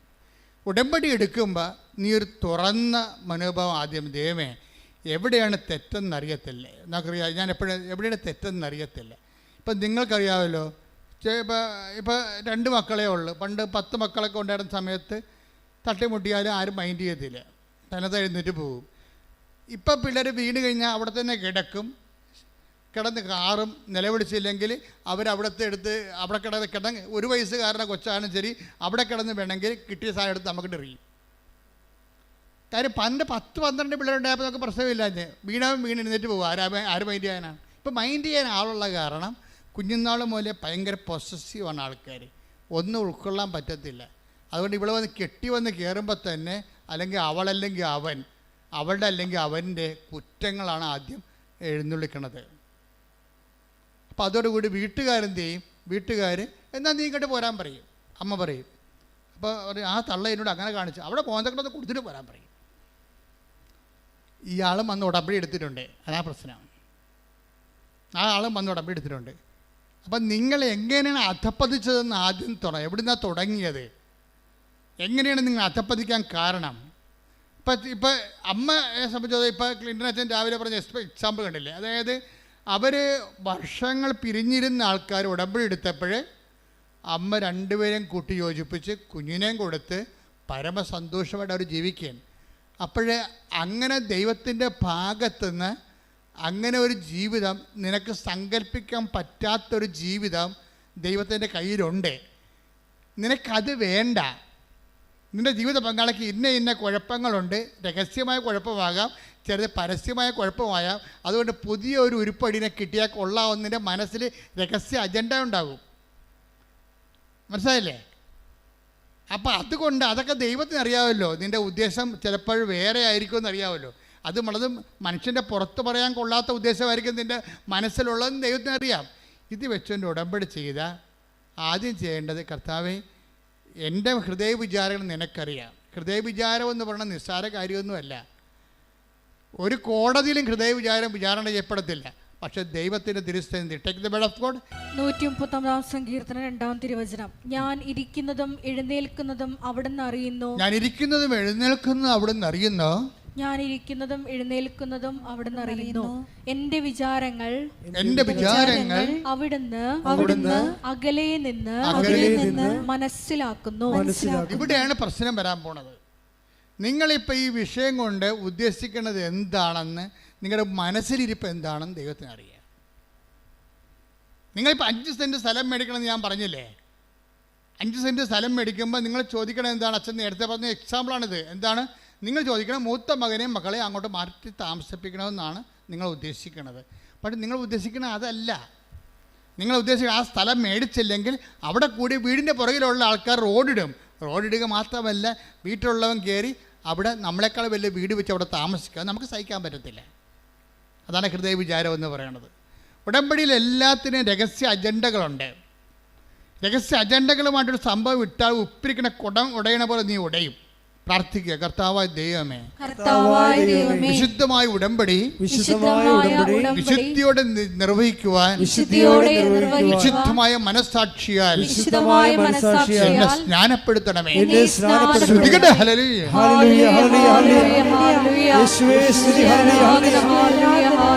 വിശുദ്ധ പരമ ദിവ്യകാരുണ്യത്തിന്. അപ്പൊ ഹൃദയം ഒരു കർത്താവിൻ്റെ വചനങ്ങളിലേക്ക് വരുമ്പോഴും ഉടമ്പടി ജീവിതം തുറന്നു വെക്കുമ്പോഴും ദൈവത്തിൻ്റെ പദ്ധതി അനുസരിച്ച് കൊണ്ട് ഞങ്ങൾ എന്താണ് ചെയ്യേണ്ടത് ദൈവത്തോട് ചോദിക്കണം. അല്ല, ഞാൻ ഇന്ന കാര്യങ്ങൾ ചെയ്താൻ തീരുമാനിച്ചു, എൻ്റെ അമ്മ ഇന്ന കാര്യങ്ങൾ ഞാൻ ചെയ്യണമെന്ന് തീരുമാനിച്ചു, അതിന് വേണ്ടി എന്നെ സഹായിക്കാൻ ദൈവം ആരും ഗുണ്ട പണിക്ക് വരികയാണ്. നിൻ്റെ അമ്മ എന്നോട് പറഞ്ഞിട്ടുണ്ട് ഇന്ന കാര്യങ്ങൾ ചെയ്യേണ്ടതെന്ന്. അതുകൊണ്ട് ഞങ്ങൾ ഇന്ന കാര്യങ്ങൾ ചെയ്യാൻ തീരുമാനിച്ചു, അതുകൊണ്ട് ഞങ്ങളെ സപ്പോർട്ട് ചെയ്യണം. ദൈവം ആരാണ്? നിൻ്റെ ഗുണ്ടാ പണിക്ക് വേണ്ടി വരാൻ പോകണം. നീ എൻ്റെ കൊട്ടേഷൻ എടുത്തിരിക്കണം. ഉടമ്പടിയാണ് നീ എടുത്തിരിക്കണം, കൊട്ടേഷനാണ് എടുത്തിരിക്കണം മാതാവിൻ്റെ. അപ്പോൾ ഈ അഭ്യാസം കാണിക്കാതെ സത്യസന്ധമായിട്ട് ഹൃദയം നുറുങ്ങാൻ വേണ്ടി പ്രാർത്ഥിക്കുക. കർത്താവായ ദൈവമേ, അങ്ങേ സ്വീകരിക്കാൻ, ആത്മാവിൽ നിറയാൻ, എൻ്റെ ഹൃദയം നുറുക്കുന്ന അനുതാപത്താൽ അഭിഷേകം ചെയ്യണമേ.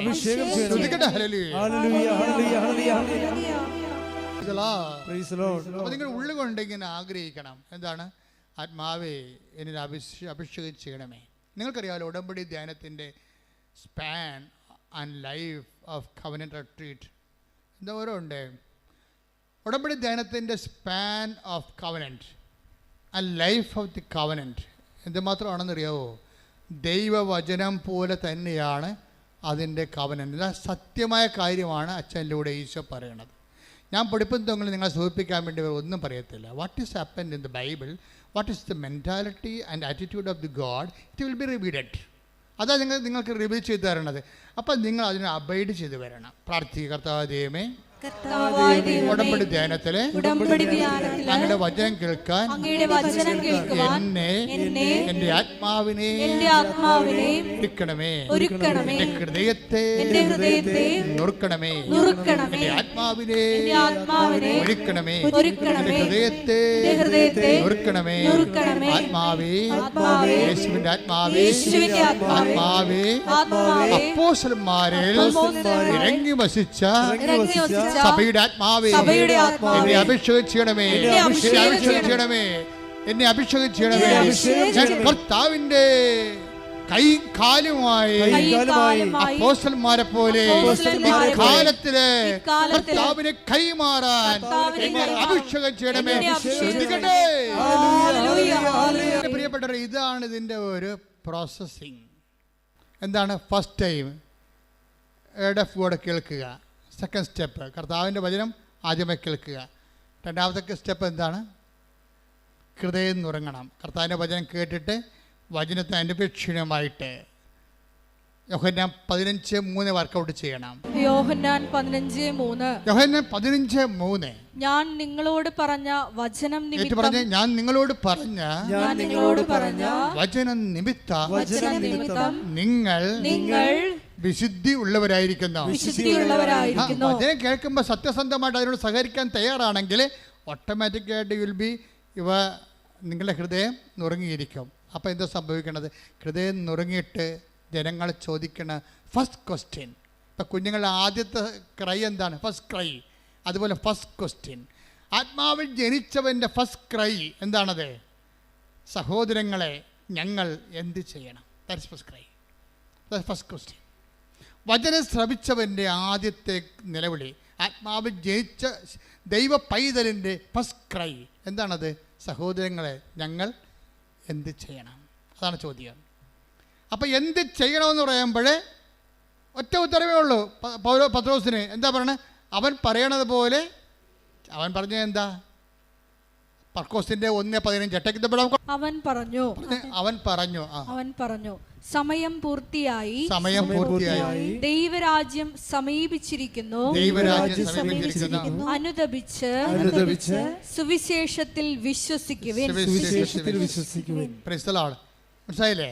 അപ്പൊ പരിശുദ്ധാത്മാവിനെ ലഭിക്കാനുള്ള ആദ്യ ഫോർമുല എന്താണ്? പത്രോസ് എന്താ പറയണത്? നിങ്ങൾ പശ്ചാത്തപിക്കുവിൻ എന്നല്ലേ? അത് ആ ലൂക്ക്, അതായത് നടപടിയുടെ 2:38 നിങ്ങൾ പശ്ചാത്തപിക്കണമെന്ന് പറഞ്ഞ പത്രോസ് ആണെങ്കിൽ അത് പറഞ്ഞ പത്രോസ് അല്ലല്ലോ. അതാരാ പറഞ്ഞത്? കർത്താവ് ആദ്യം പറഞ്ഞ വാക്കാണ്. എന്താണ്? ടൈം.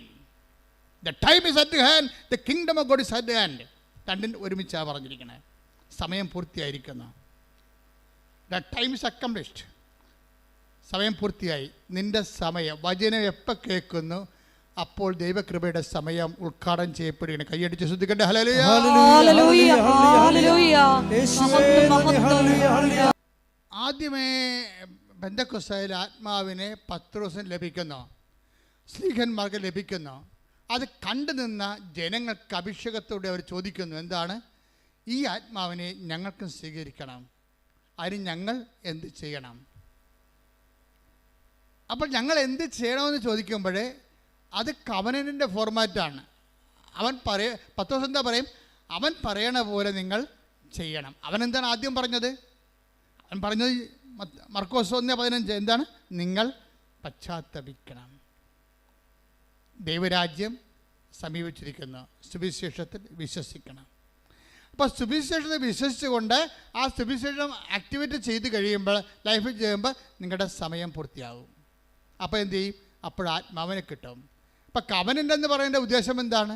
ഒരു ഉടമ്പടിയുടെ അൾട്ടിമേറ്റ് എയിമും ഫസ്റ്റ് ടൈമും ലാസ്റ്റ് ടൈമും ആത്മാവിൻ്റെ അഭിഷേകമാണ്. കൈയടിച്ച് ശ്രദ്ധിക്കട്ടെ. മഹത്വം മഹത്വം. പരിശുദ്ധ പരമ ദിവ്യകാരുണ്യത്തിന് എന്നേരവും ആരാധനയും സ്തുതിയും പുകഴ്ചയും ഉണ്ടായിരിക്കട്ടെ. ഇതിനകത്തുള്ള ഒരു ടോപ്പ് സെക്യൂരിറ്റി എന്താണെന്ന് അറിയാവോ? ഇപ്പം നമ്മളുടെ ഒരു നോട്ടിൽ 17 സെക്യൂരിറ്റി മാർക്കുകളുണ്ട് അല്ലേ? ഒരു നോട്ടിൽ 500 നോട്ടിലൊക്കെ ഗവൺമെൻറ് അംഗീകരിച്ച 17-18 സെക്യൂരിറ്റി മാർക്കുകളുണ്ട്.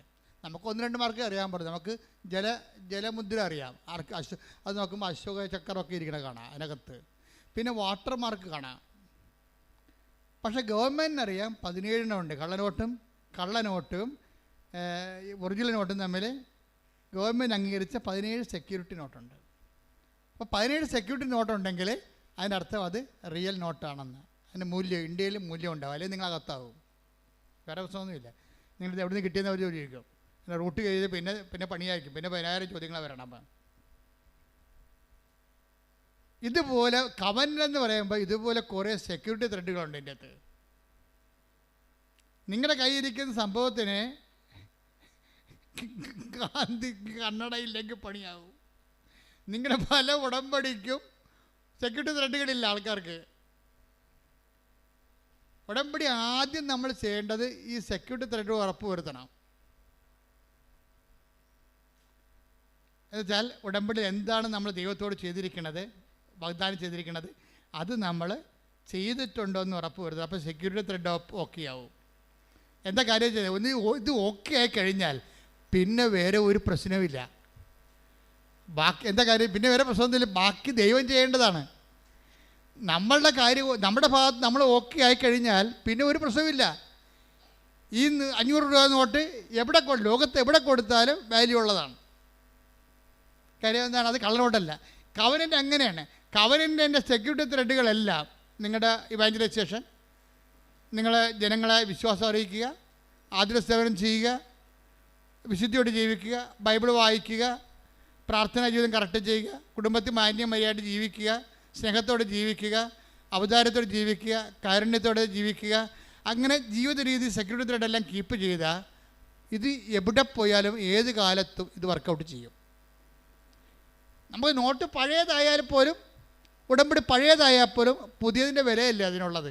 500 രൂപയ്ക്ക് പഴയ നോട്ടാണെന്നും പറഞ്ഞാൽ അതിന് 5 രൂപയുടെ വിലയല്ലല്ലോ. അപ്പോൾ ഉടമ്പടി പഴയതാണെങ്കിലും നിങ്ങൾ പാലിച്ചു പോകണമെങ്കിൽ പുതിയതിൻ്റെ വിലയാണ്. കൈയടിച്ച് സ്തുതിക്കട്ടെ. ഹല്ലേലൂയ, ഹല്ലേലൂയ, ഹല്ലേലൂയ, ഹല്ലേലൂയ, ഹല്ലേലൂയ, ഹല്ലേലൂയ. പരിശുദ്ധ പരമ ദിവ്യകാരുണ്യത്തിന് അതെന്താ ഇങ്ങനെ പറയാൻ കാരണം വെച്ച് കഴിഞ്ഞാൽ, ഇപ്പം തന്നെ നമുക്ക് സങ്കീർത്തനം എടുത്ത് നോക്കളെ. സങ്കീർത്തനം 89:34. ഞാൻ എൻ്റെ ഉടമ്പടി ലംഘിക്കുകയില്ല, ഞാൻ ഉച്ചരിച്ച വാക്കിന് വ്യത്യാസം വരുത്തുകയില്ല. ദൈവത്തിൻ്റെ ഭാഗത്തുനിന്ന് പറയണതാണ്, നമ്മുടെ ഭാഗത്തുനിന്നല്ലേ. നിങ്ങൾ ഉഴപ്പിയാലും ഞാൻ ഉഴപ്പത്തില്ലെന്ന് പറയണ പച്ച മലയാളത്തിൽ. എന്താ പറയുക? സങ്കീർത്തനം 89:34. എന്താ ഒന്ന് വായിച്ചേ? ഞാൻ എൻ്റെ ഉടമ്പടി ലംഘിക്കുകയില്ല, ഞാൻ എൻ്റെ ഉടമ്പടി ലംഘിക്കുകയില്ല, ഞാൻ ഉച്ചരിച്ച വാക്കിന് വ്യത്യാസം വരുത്തുകയില്ല. അപ്പോൾ ഇത് 100% ഷുവറായിട്ട് അവസാനം വരെ ദൈവം നമ്മുടെ കൂടെ നിൽക്കും. ഇത് രാത്രിയിലാണെങ്കിൽ ദൈവം എന്താ ചെയ്യണത്? വിശ്വസ്തത. അതാ സങ്കീർത്തനം 92:3 പറയണത് എന്താണ്?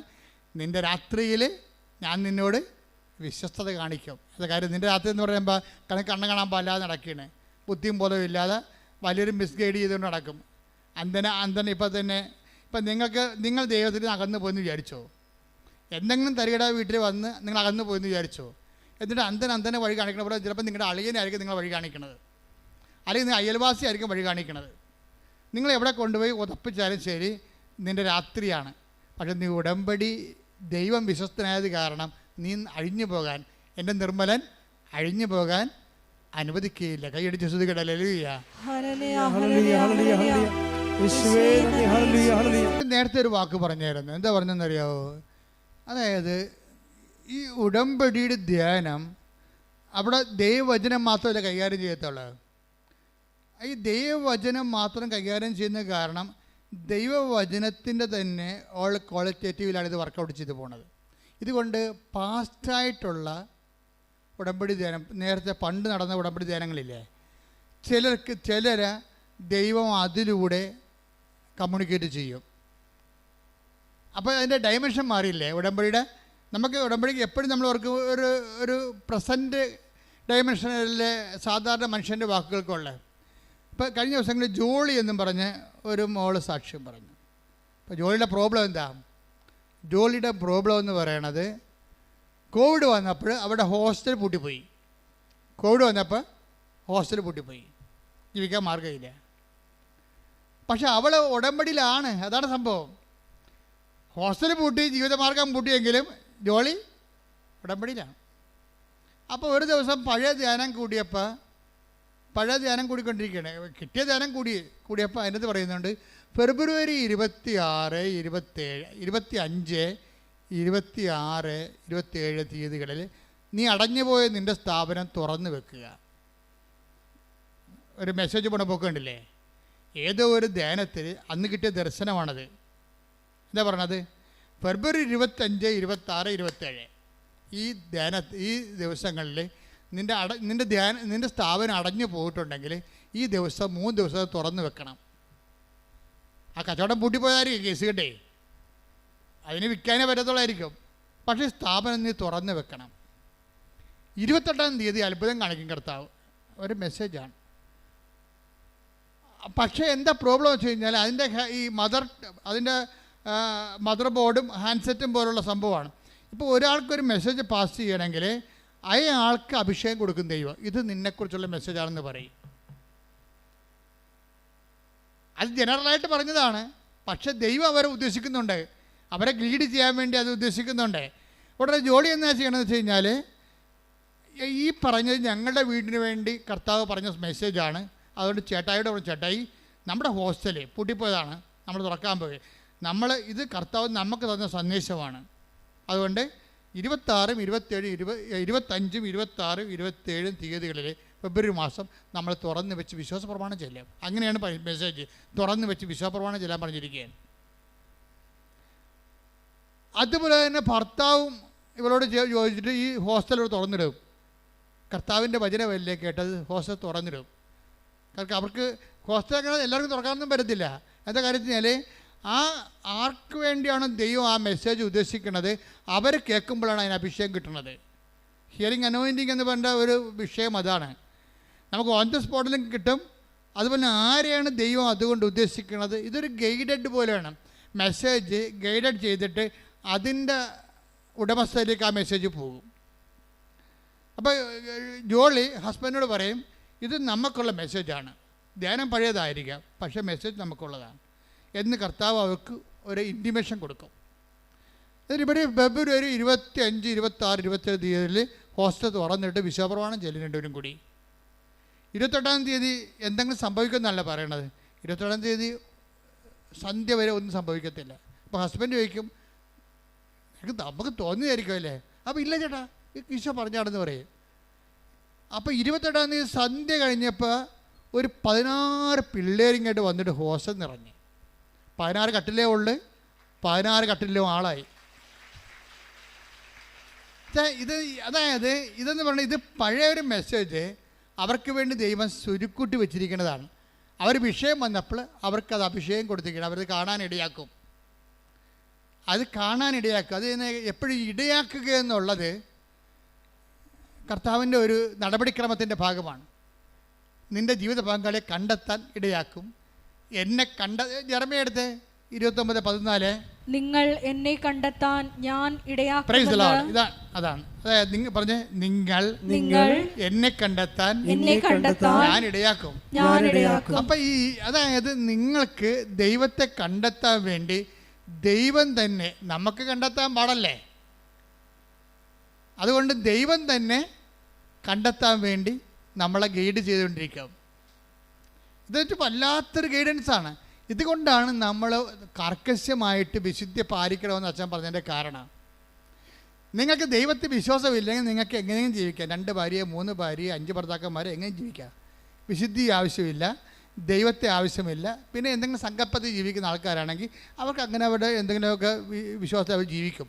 പക്ഷേ സത്യസന്ധമായിട്ടാണ് നിങ്ങൾ ദൈവത്തെ സമീപിക്കണമെന്നുണ്ടെങ്കിൽ ദൈവം സമീപസ്ഥനാണ്. സത്യസന്ധമായിട്ട് അത് ഹൃദയം നുറുങ്ങിയവർ. Take the bed of God. ശ്രദ്ധിക്കട്ടെ. ഹല്ലേലൂയ. സങ്കീർത്തനം 18-ാം തിരുവചനം. സങ്കീർത്തനം 34:18. ഹൃദയം നുറുങ്ങിയവർക്ക് കർത്താവ് സമീപസ്ഥനാണ്.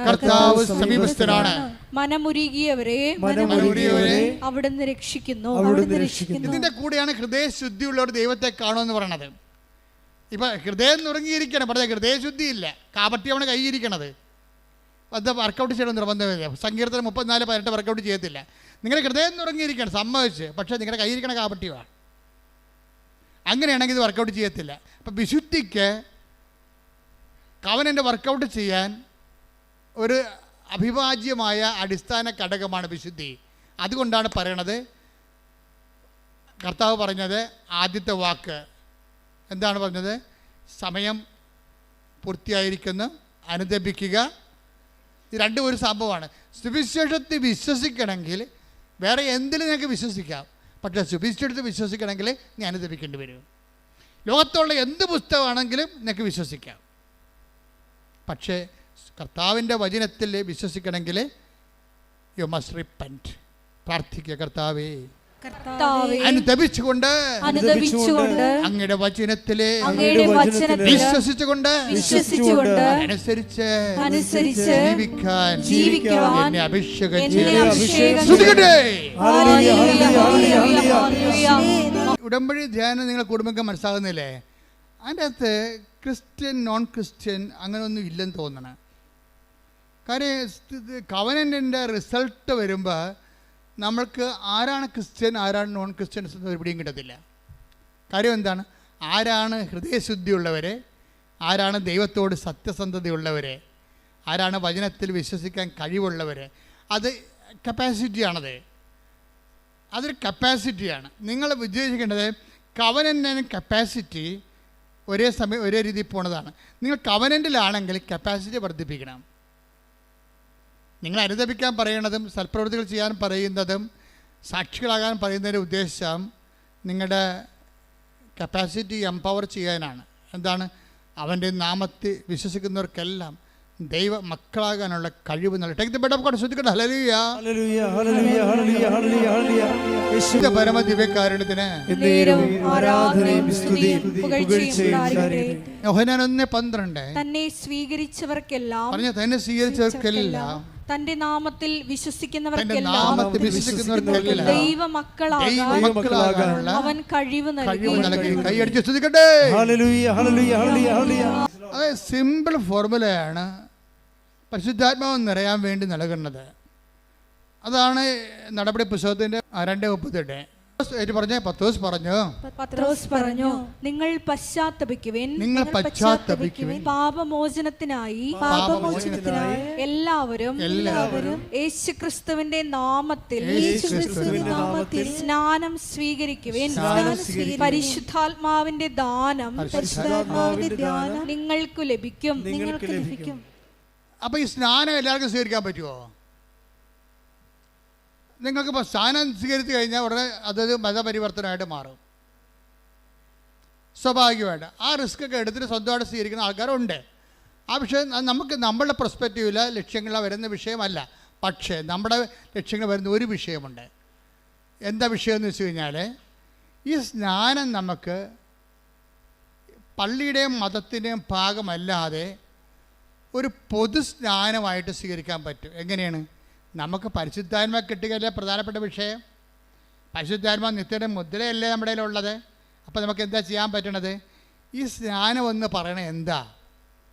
കർത്താവ് എന്താ പറഞ്ഞിരിക്കുന്നത്? 12:50 എടുത്തേ. ലൂക്ക 12:50. എനിക്ക് ഒരു സ്നാനം സ്വീകരിക്കാനുണ്ട്. പറഞ്ഞ എന്താണ്? എനിക്ക് ഒരു സ്നാനം സ്വീകരിക്കാനുണ്ട്. അത് നിവൃത്തിയാവുകയോളം ഞാൻ എത്ര ഞെരുങ്ങുന്നു. അപ്പം കർത്താവ് പറഞ്ഞ സ്നാനം ഏതാണ്? ആ ഭാഗത്ത് പറഞ്ഞിരിക്കുന്ന സ്നാനം ഏതാണ്? കർത്താവിൻ്റെ പീഡാസഹനങ്ങളാണ്. ഈ പീഡാസഹനങ്ങളെ ഈശോ എന്തെന്നാണ് വിളിക്കണത്? സ്നാനം എന്നാണ് വിളിച്ചിരിക്കുന്നത്. പിടിയാ, ഈ സ്നാനം നിൻ്റെ കുടുംബത്തിലെ പീഡാസഹനങ്ങൾ, നിൻ്റെ കുടുംബത്തിൻ്റെ രോഗമാകാം, നിൻ്റെ കുടുംബത്തിൻ്റെ ചിലപ്പോൾ നിരാകരിക്കപ്പെട്ട അവസ്ഥയാകാം, നീ കടന്നു പോകുന്ന എല്ലാ മേഖലയിലൂടെയും കർത്താവ് കടന്നു പോയതാണ്. ക്രിസ്തുവിനെ സ്വീകരിക്കുക എന്ന് വെച്ച് കഴിഞ്ഞാൽ നീ കടന്നു പോകുന്ന എല്ലാ മേഖലകളും കടന്നുപോയ കർത്താവിനെ നിൻ്റെ പീഡാസഹനങ്ങളെ ക്രിസ്തുവിൻ്റെ നാമത്തിൽ നിൻ്റെ ജീവിതത്തെ നീ സമീപിക്കുകയാണ്. അപ്പം നിൻ്റെ ചിലപ്പോൾ കാരണം കൂടാതെ വെറുത്ത് കാണാം. ഇപ്പോൾ ഭർത്താവ് അല്ലെങ്കിൽ ഭാര്യ ഈ കാലത്ത് ഏറ്റവും കൂടുതൽ കാരണം കൂടാതെ വെറുക്കപ്പെടുന്നത് എന്താ? ഏറ്റവും കൂടുതൽ ഒരു കാരണമില്ലാതെ വെറുക്കപ്പെടുന്ന ഒത്തിരി സാഹചര്യങ്ങളുണ്ട്. ചില കാരണങ്ങൾ പരസ്യമാകാം, ചില കാര്യങ്ങൾ രഹസ്യമാകാം. എല്ലാം മുതലെടുപ്പാണെന്ന് മനസ്സിലാക്കിയാൽ മതി. കാരണം കൂടാതെ നിന്നെ വെറുക്കും. നീ നോക്കുമ്പോൾ കാരണമൊന്നുമില്ല. നിൻ്റെ ഭർത്താവ് നിന്നെ വെറുക്കാൻ കാരണമൊന്നുമില്ല. ബൈബിളിലുണ്ട് കാരണം കൂടാതെ അവൻ വെറുക്കപ്പെട്ടെന്ന്. നീ കാരണം കൂടാതെ വെറുക്കപ്പെട്ടിരിക്കെങ്കിലേ ഇപ്പം നിൻ്റെ ഭർത്താവ് അല്ലെങ്കിൽ നിൻ്റെ ഭാര്യ സ്വിറ്റ്സർലൻഡിൽ നിന്ന് വന്നിട്ട് പിന്നെ നിൻ്റെ വീട്ടിൽ വരണില്ല, അവളുടെ വീട്ടിൽ പോയിരിക്കുകയാണ്, കാര്യം ചോദിച്ചിട്ട് പറയണമില്ല. അപ്പം നീ വന്ന് എന്നോട് ചോദിക്കും, അച്ഛാ കാര്യം എന്താണ് അച്ഛാ? ഞങ്ങൾ തമ്മിൽ ഒരു പ്രശ്നമില്ല അച്ഛാ. എന്നിട്ട് അവളെന്താ എൻ്റെ ഫോൺ എടുക്കാത്തതെന്ന് എന്നോട് ചോദിക്കും. ഞാൻ അതിൻ്റെ ഉടമ്പടി കറക്റ്റാണെങ്കിൽ ഞാൻ പറയാം അവളെന്താ ഫോൺ എടുക്കാത്തതെന്ന്. അവൾ ഉടമ്പടി കറക്റ്റാണെന്ന് നോക്കും ആദ്യം. ഞാൻ പേപ്പർ നോക്കും, കറക്റ്റ് ചെയ്യും. അപ്പം ചില സമയത്ത് നമ്മൾ തെറ്റിദ്ധരിക്കപ്പെടും. ഭാര്യയാകാൻ തെറ്റിദ്ധരിക്കണത് ഭർത്താവുമാകാം.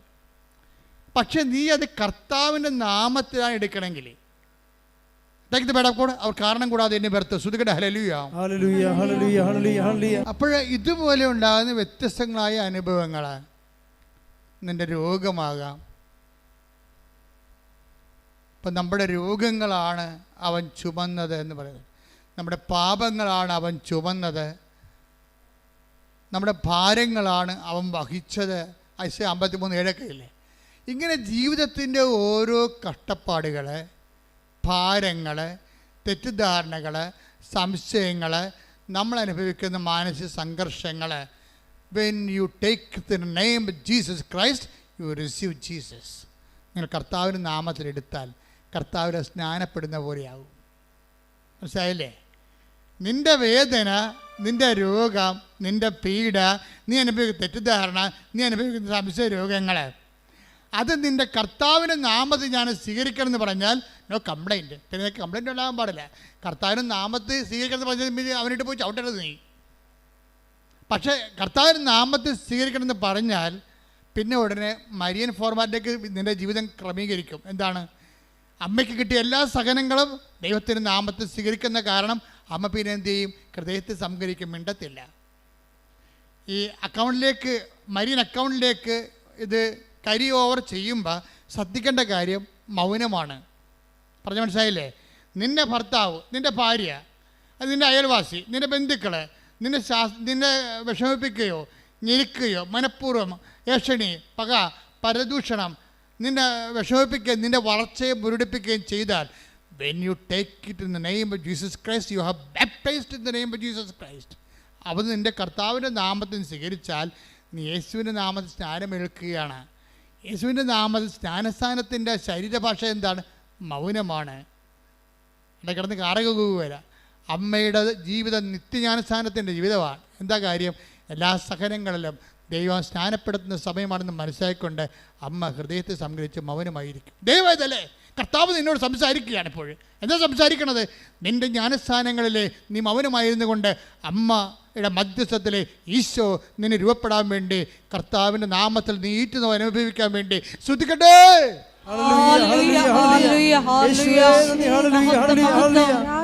എന്താണ്? നിങ്ങൾ പശ്ചാത്തപിക്കുവിൻ, പാപമോചനത്തിനായി യേശു ക്രിസ്തുവിൻ്റെ നാമത്തിൽ സ്നാനമേൽക്കുവിൻ.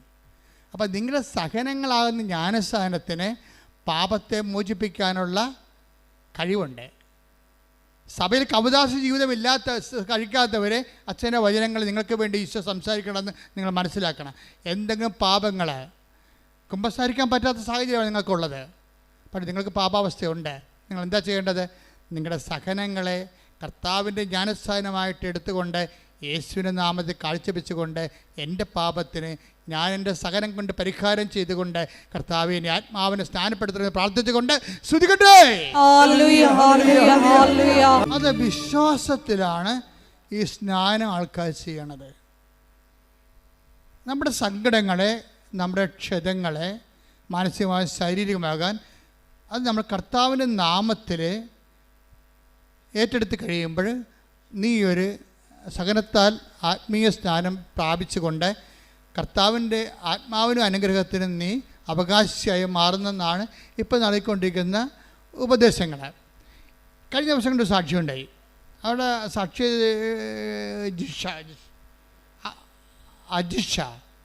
അജിഷ നടുവട്ടം, സ്ഥലം എവിടെയാ? അങ്കമാലി.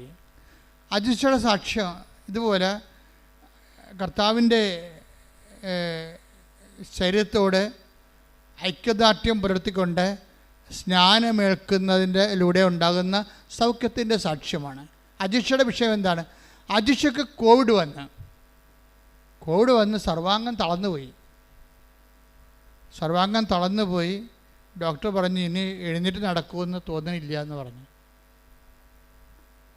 അപ്പോൾ ഇവള് ഈശോയെ മനസ്സിൽ ധ്യാനിച്ചുകൊണ്ട് പറഞ്ഞ് ഞാൻ എഴുന്നേറ്റ് നടക്കുമെന്ന് പറഞ്ഞു. എന്താ കാര്യം? കർത്താവിനെ നടത്തുമെന്ന് എൻ്റെ അർത്ഥം. ഏത് സഹനങ്ങൾ വരുമ്പോഴും ക്രിസ്തുവിനെ മാറ്റി അത് ക്യാരി ഓവർ, ആ അക്കൗണ്ടിലേക്ക് ക്യാരി ഓവർ ചെയ്യണം. കണ്ടില്ല, അവളുടെ കോവിഡ് തളർവാദത്തെ കർത്താവിൻ്റെ നാമത്തിലേക്ക് അവളെ മാറ്റിയിട്ട് അത് സ്നാനമായിട്ട് ഏൽക്കുകയാണ്. അങ്ങനെ അവൾ അത് പറഞ്ഞോടുകൂടി വടി കുത്തിപ്പിടിച്ചിരുന്നേക്കാൻ പറ്റുന്ന കണ്ടീഷനിലായി ആൾ ഓൺലൈൻ ഉടമ്പടി ചെയ്തേച്ചും ഇവിടെ വന്ന് അവളുടെ ഫ്രണ്ടാണ് ആദ്യം ഉടമ്പടി എടുക്കുന്നത് ഇവർക്ക് വേണ്ടി. അപ്പോഴാണ് ഇവൾ വടി കുത്തിപ്പിടിച്ച് എഴുന്നേക്കുന്നത്. ഈ വടിയും കുത്തിപ്പിടിച്ചുകൊണ്ട് ഇവിടെ വന്ന് ഭർത്താവ് ഉണ്ടായിരുന്നു കൂടെ. ഭർത്താവിന് ഇതിലൊന്നും വിശ്വാസമില്ല. അപ്പോൾ വടിയും കുത്തിപ്പിടിച്ച് ഇവിടെ ഇരുന്ന് വന്നപ്പോഴേ ഇവിടെയുള്ള ആൾക്കാരെല്ലാം പറഞ്ഞ് നടക്കത്തില്ല, 3-ാം നിലയിലാണ്. കാര്യം വടിയും കുത്തിപ്പിടിച്ചല്ലേ, ഭയങ്കര വേദനയാണ്, മുട്ടിനും സന്ധ്യബന്ധങ്ങൾക്കെല്ലാം വേദനയാണ്. ഈ വേദനയാണ് ഇവിടെ കർത്താവിൻ്റെ പേരിൽ ഏറ്റെടുത്തിട്ട് സ്നാനമാക്കി മാറ്റണത്. അപ്പോൾ ഇവിടെ ഉടനെ അവിടെ പറഞ്ഞ് വടിയും കുത്തിപ്പിടിച്ചാണെങ്കിലും ഞാൻ മോളിൽ പോയി ഉടമ്പടി ധ്യാനം കൂടുമെന്ന് പറഞ്ഞു. അവിടെയാണ് വിഷയം. അതാണ് വിശ്വാസം ഉണ്ടെന്ന് പറഞ്ഞിട്ട് കാര്യമില്ല, വിശ്വാസം പ്രകടിപ്പിക്കണം. വടിയും കുത്തിപ്പിടിച്ചാണെങ്കിലും ഞാൻ അപ്പം അനങ്ങാൻ പാടില്ല. പാർട്ടിക്ക് കസലാണ് ഇരിപ്പ്, എല്ലാ ബന്ധങ്ങളിലും വേദന ഉണ്ട്. വടിയും കുത്തിപ്പിടിച്ചാണ് നടക്കുന്നത്. ഇപ്പോൾ വടിയും കുത്തിപ്പിടിച്ച് ഇവിടെ ഉടമ്പടി നടക്കത്തില്ലെന്ന് പറയുമ്പോൾ ഇവിടെ പറയും ഉടമ്പടി വടിയും കുത്തിപ്പിടിച്ചാണെങ്കിലും ഞാൻ മോളിൽ കയറി ഉടമ്പടി എടുക്കുമെന്ന് പറയും. അപ്പോൾ അത് സിൻസിയറല്ലേ? ഹൃദയശുദ്ധിയുള്ള ഒരു ദൈവത്തെ കാണുന്നില്ലേ? അതാ സംഭവം. ഹൃദയശുദ്ധിയല്ലേ? അത് കളങ്കമില്ലല്ലോ. എന്തെങ്കിലും മുതലാക്കാൻ വേണ്ടി വരികയല്ല, ഉള്ളത് വിശ്വാസത്തിൻ്റെ പ്രഖ്യാപിക്കാൻ വേണ്ടി ദൈവത്തിൻ്റെ മുമ്പിൽ അവൾ സത്യസന്ധതയാണെന്ന് തെളിയിക്കാൻ വേണ്ടി കിട്ടിയ അവസരം അവൾ ഉപയോഗിക്കുകയാണ്. അവൾ വടിയും കുത്തിപ്പിടിച്ച് ഇങ്ങനെ മുടന്തി മുകളിൽ കയറിയേച്ചും ഉടമ്പടിയുടെ കാര്യങ്ങളൊക്കെ ചെയ്തേച്ചും താഴെ വന്നിരിക്കുമ്പോൾ ഒരു ചുവപ്പ് ഷർട്ട്, ഒരു വെള്ള മുണ്ട് കൊടുത്ത ഒരാൾ ഇവിടുത്തെ വരും. എന്താ നിങ്ങൾ ഇവിടെ വന്നെന്ന് ചോദിക്കും. അപ്പോൾ കാര്യം പറയും. അപ്പോൾ നിങ്ങൾ ഒറ്റക്കാണോ? അല്ല, ഭർത്താവുണ്ട്. ശരി, ഭർത്താവിന് എന്താ കൊണ്ടുവന്നതെന്ന് ചോദിക്കും. ഇത് ചോദിച്ചിട്ട് ആ മനുഷ്യൻ ഉടനെ പിന്നെ ഇവിടെ നോക്കുമ്പോൾ ഈ ആളെ കാണത്തില്ല. താഴേക്ക് നോക്കുമ്പോൾ, പുറകിൽ നോക്കുമ്പോൾ ഭർത്താവ് ഇരിക്കുന്ന സ്ഥലത്ത് നോക്കുമ്പോൾ ഭർത്താവിനും കാണാനില്ല. കുറച്ച് കഴിയുമ്പോൾ ഭർത്താവ് വരും. എന്താ പ്രശ്നം വെച്ചാൽ ഭർത്താവിൻ്റെ അസുഖം അൾസറാണ്. കുടൽ പഴുത്തിട്ട് ചോരയും പഴുപ്പും കൂടി മലത്തി കൂടി വരുന്ന അസുഖമാണ്. അത് മാറണില്ലത്. അത് വർഷമായിട്ട് കുടൽ പുണ്ണായി പോയിട്ട് ചോരയും പഴുപ്പും ചീറ്റണ അസുഖമാണ്. പാങ്ക്രിയാസ്, കുടലല്ല, പാങ്ക്രിയാസ്. അപ്പോൾ ഈ അസുഖമാണ്. ഈ അസുഖത്തിന് ആണ് ഭർത്താവ് വന്നത്. പക്ഷേ അയാൾക്ക് വിശ്വാസമില്ലല്ലോ. വൈഫാണെങ്കിൽ വിശ്വാസത്തിൽ ഉടനെ അവളെ വിശ്വാസം പ്രഖ്യാപിച്ച് കഴിഞ്ഞു. ഈ വടിയും കുത്തിപ്പിടിച്ച് മുകളിലോട്ട് കയറി അവൾ വിശ്വാസം പ്രഖ്യാപിച്ച് അത് സത്യസന്ധമാണെന്ന് സർട്ടിഫൈഡ് ഫെയ്ത്താണത്. അതാണ് ഇപ്പോൾ നമ്മുടെയൊക്കെ ഫെയ്ത്താണെങ്കിലും സർട്ടിഫൈഡ് ആക്കാനുള്ള സാഹചര്യങ്ങൾ നമ്മൾ ജ്ഞാനസ്ഥാനത്തോടെ സംഭവിക്കുന്നത്. നമ്മുടെ വേദന, കഷ്ടപ്പാട് വിശ്വാസം പ്രഖ്യാപിച്ച് ഈശോയുടെ നാമത്തെ ആക്കിക്കെടുത്തു കഴിഞ്ഞാൽ ഉടനെ ആത്മാവൻ ലഭിക്കും. അപ്പോൾ അത് സർട്ടിഫൈഡ് ആവും. ഇവിടെ ഫെയ്ത്ത് സർട്ടിഫൈഡ് ആയി കഴിഞ്ഞപ്പോഴാണ് ഈ സംഭവം നടക്കുന്നത്. ഇയാൾ നിൻ്റെ ഭർത്താവ് നിൻ്റെ കൂടെ ഉണ്ടോ എന്ന് ചോദിച്ചില്ല. തിരിഞ്ഞു നോക്കുമ്പോൾ ഭർത്താവിനെ കാണാനില്ല. ഭർത്താവിന് ആ സമയത്ത് സംഭവിച്ചത് എന്താണ്, പെട്ടെന്ന് ഒരു വേദന വന്നിട്ട് ഇവൻ ബാത്റൂമിൽ പോയി. തിരിച്ചു വന്നിട്ട് ഇവൻ സന്തോഷത്തോടെയാണ് വരണത്. കാര്യം ബാത്റൂമിൽ വെച്ച് അവന് ഇതെല്ലാം പഴുപ്പും ചോരയും എല്ലാം പോയി കഴിഞ്ഞപ്പോൾ അവൻ ജീവിതത്തിൽ ഒരിക്കലും അനുഭവിക്കാത്ത ഒരു സന്തോഷം എന്ന് വെച്ചാൽ ഈ രോഗം സുഖപ്പെട്ടത് അവൻ്റെ ശരീരത്തിൽ അവന് ഫീൽ ചെയ്യും. അത് ഫീൽ ചെയ്യും. അപ്പോഴവ അവൻ്റെ പേര് അജി വന്നിട്ട് പറയും, ഇനി ഇങ്ങനെ ഒരു സംഭവം ഉണ്ടായി, ഇപ്പം എനിക്ക് നല്ല സുഖമാണ്. ഇപ്പം വരാൻ അറിയാമല്ലോ, ഈ പങ്ക്രിയാസ് പഴുത്ത ആളെ കൊണ്ടുവരുമ്പോൾ അറിയാമല്ല എന്താ വകുപ്പിലേക്ക് വരണമെന്ന്. അതെല്ലാം സെക്കൻഡുകൾക്കുള്ളിൽ മാറി ഇവൻ ഓക്കെ ആവും. ഇന്ന് വരെ ആ അസുഖവനില്ല. ആ സാക്ഷ്യം നിങ്ങൾ കിടപ്പുണ്ട്. എന്താ സംഭവിച്ചത്?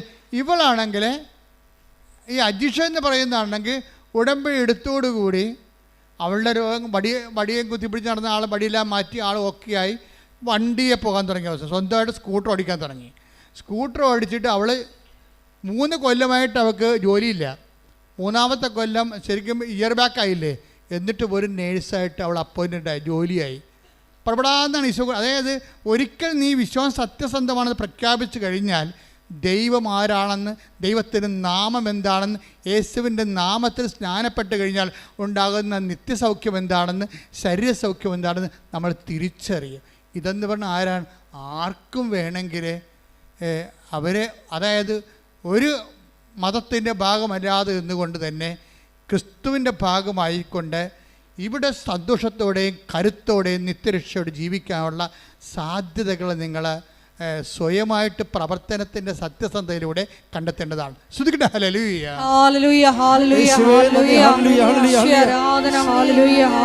ഞാനിങ്ങനെ നിങ്ങളുടെ ഓരോ മനുഷ്യരുടെ അനുഭവങ്ങളിലൂടെയാണ് സുവിശേഷ വ്യാഖ്യാനിക്കുന്നത്. അപ്പം ഞാൻ പറഞ്ഞു നിങ്ങളോട് ഒരു മതത്തിൻ്റെ ഭാഗമാണെന്ന് പറഞ്ഞ് നിങ്ങളോട് പറയും, അച്ഛൻ മതം ഉപേക്ഷിക്കാൻ പറഞ്ഞാൽ നിന്നവർ നിങ്ങൾ ജനിച്ച മതത്തിൽ, വിശ്വാസത്തിൽ, സംസ്കാരത്തിൽ, അത് സംസ്കാര രീതിയിൽ ജീവിച്ചു പോകും. പക്ഷെ ക്രിസ്തുവിനെ സ്വീകരിക്കണം ഇതുമായിട്ട് ഒരു ബന്ധമുള്ള കാര്യമല്ല. ക്രിസ്തുവിനെ സ്വീകരിക്കാൻ നിങ്ങൾക്ക് വേണ്ടത് അനുതാപവും അവൻ്റെ നാമത്തിലുള്ള വിശ്വാസവും ആ വിശ്വാസത്തിനനുസരിച്ചുള്ള പ്രവർത്തനങ്ങളുമാണ്. ഞങ്ങളെ പിന്നെ ഔദ്യോഗിക സഭയിലെ അംഗങ്ങൾ അത് ജന്മനായി ഞങ്ങൾക്ക് ദൈവം ആ ഒരു കൃപ തന്നതാണ്. കൗദാസ്യ ജീവിതം കുമ്പസാരിക്കാനും വിവാഹം എന്ന കുദാശ കുഞ്ഞുങ്ങളെ പുണ്യഭവന വളർത്താൻ കൗദാസ്യവുമായിട്ട് ഐക്യപ്പെട്ടുകൊണ്ട് ഒരു കൂദാശ ജീവിതം നയിക്കാൻ വേണ്ടി ക്രിസ്തു സ്ഥാപിച്ച സഭയിൽ ഞങ്ങൾക്ക് പട്ടാഭിഷേകം തന്നു. അത് ഒരു ദൈവകൃപയാണ്. അതിൽ ഞങ്ങൾക്ക് ഭയങ്കര സന്തോഷവും അഭിമാനമുണ്ട്. പക്ഷേ അതിലേക്ക് നിങ്ങളെ 0 പോയിൻ്റ് നിൽക്കുന്ന ആൾക്കാർ ആ സങ്കീർണതയിലേക്ക് വരുന്നതിന് ഇറ്റ് വിൽ ടേക്ക് ടൈം. അത് ചിലപ്പോൾ അങ്ങനെ വരണമെന്ന് ദൈവം ചിലപ്പോൾ അങ്ങനെ അനുവദിക്കത്തുമില്ല. അങ്ങനെ ഒരു സാഹചര്യം ചിലപ്പോൾ നിങ്ങൾക്ക് അനുവദിക്കത്തില്ല. അങ്ങനെ ഒരു സാഹചര്യം നിങ്ങൾക്ക് ഉണ്ടാവത്തില്ല. അങ്ങനെ ജീവിത സാഹചര്യം പ്രതികൂലമാണെങ്കിലും ക്രിസ്തുവിനെ സ്വീകരിക്കാനുള്ള വിഷയങ്ങൾ ലളിതമാണ്. അപ്പം മാതാവിൻ്റെ നിങ്ങളുടെ ജീവിതത്തിൻ്റെ കാര്യം നമ്മുടെ ദുഃഖങ്ങളാണ് അവൻ ചുമന്നത്. സകല മനുഷ്യർക്ക് വേണ്ടിയുള്ള സന്തോഷത്തിൻ്റെ സദ്വാർത്ത എന്ന് പറയുമ്പോൾ അത് ക്രിസ്ത്യാനികൾക്ക് വേണ്ടി മാത്രമുള്ളതല്ലെന്നാണ് ഞാനീ പറഞ്ഞതിൻ്റെ രത്നച്ചുരുക്കം. കർത്താവ് ജനിച്ചപ്പോൾ മാലാഖ നൽകിയ മംഗളവാർത്തയിൽ ഒന്ന് സകല മനുഷ്യർക്കും വേണ്ടിയുള്ള സന്തോഷത്തിൻ്റെ സദ്വാർക്ക്. That is I am proclaiming. സുവിശേഷത്തിൽ മാലാഖ എന്നാണ് ഇടയന്മാരോട് പറഞ്ഞത്, യഹൂദന്മാരല്ലാത്തവരോട് പറഞ്ഞത്. എന്താ പറഞ്ഞത്? ഇത് ക്രിസ്തു സകല മനുഷ്യർക്ക് വേണ്ടിയുള്ള സന്തോഷത്തിൻ്റെ സദ്വാർത്ത. അതേ ഞാൻ പറഞ്ഞിട്ടുള്ളൂ. അതായത് ക്രിസ്തു സന്തോഷത്തിൻ്റെ സദ്വാർത്തയാണ്. ആ സന്തോഷം മാനവരാശിയുടെ അവകാശമാണ്. കൈയടിച്ച് സ്തുതിക്കട്ടെ ഹല്ലേലൂയ. ഹല്ലേലൂയ ഹല്ലേലൂയ ഹല്ലേലൂയ. പരിശുദ്ധ പരമദിവ്യകാരുണ്യത്തിന് ആരാധനയും സ്തുതിയും പുകഴ്ചയും ഉണ്ടായിരിക്കട്ടെ. എൻ്റെ മക്കളെ, ഇടനെഞ്ചില തലയിലും ഇടത് കൈ നെഞ്ചത്തും വലത് കൈ ശിരസ്സിലും വെച്ചുകൊണ്ട് സർവാംഗ രോഗങ്ങൾക്കായി ക്രിസ്തുവിൻ്റെ നാമത്തിൽ പ്രാർത്ഥിക്കാം. മാതാവ് നമുക്ക് വേണ്ടി മാധ്യസ്ഥം വഹിക്കുന്നു. ഇട്ടുമുഴക്കാൻ പോലെ സ്തുതിക്കട്ടെ. കർത്താവേ, നിന്റെ ഉന്നതമായ നാമത്തിന് സ്വസ്ഥം ചെയ്യുന്നു. കർത്താവേ, നിന്റെ വിശുദ്ധ പൗരോഹിത്യത്തെ മഹത്വപ്പെടുത്തണമേ. കർത്താവേ, സഭയിലുള്ള സാന്നിധ്യം പ്രകടമാക്കണമേ. അടിപ്പിണർ പോലെ, വൈതാക്കാലം പോലെ ദൈവികമായ ശക്തി ഉച്ചമുതൽ ഉള്ളംകാലം വരെ ഈശോയുടെ നാമത്തിൽ അടിപ്പിണർ പോലെ കർത്താവേ പ്രസരിക്കട്ടെ എന്ന് പ്രാർത്ഥിക്കുന്നു. ഞങ്ങളും ഞങ്ങളുടെ പൂർവികരും അങ്ങയുടെ തിരുസന്നിധി ചെയ്തു പോയ നിന്റെ അപമാനങ്ങളെ ഓർത്തുകൊണ്ട് കർത്താവേ അങ്ങനെ തിരിച്ചോരെ ഓർത്തുകൊണ്ട് കണ്ണു തോന്നണമെന്ന് പ്രാർത്ഥിക്കുന്നു. കർത്താവേ, നിന്റെ തിരുമുറുവാർന്ന് വലതുകരം, ആഴപ്പെടുതാഴ്ന്ന അത്ഭുതകരം ഓരോ മുഴകളെ സ്പർശിക്കണമേ, ഓരോ സിസ്റ്റുകളെ സ്പർശിക്കണമേ, ക്യാൻസറിനെ സ്പർശിക്കണമേ, ഓരോ അവയവങ്ങൾ ഉണ്ടാകുന്ന രോഗങ്ങളെ സ്പർശിക്കണമേ. ഓരോ കോശങ്ങളെയും കർത്താവിൻ്റെ വിശുദ്ധമായ രക്തത്താൽ കഴുകണമേ. ഞരമ്പുകളെ കഴുകണമേ. വാതരോഗികള്, കിഡ്നി രോഗികള്, ഹൃദയരോഗികള്, തൊഴിൽ അസുഖങ്ങള്, തൊണ്ട അസുഖങ്ങളുള്ളത്, സ്പോണ്ടിലോസിസ് അസുഖമുള്ളവര്, തലച്ചോറിന് രോഗങ്ങളുള്ളവര്, ശ്വാസകോശങ്ങൾക്ക് രോഗങ്ങളുള്ളവര്, ബ്രസ്റ്റിന് രോഗങ്ങളുള്ളവര്, ഉദര രോഗങ്ങള്, പാൻക്രിയാസ് രോഗങ്ങള്, ശ്വാസകോശ രോഗങ്ങള്, യേശുക്രിസ്തുവിന്റെ ഉന്നതമായ നാമത്തില് മാറിപ്പോട്ടെ.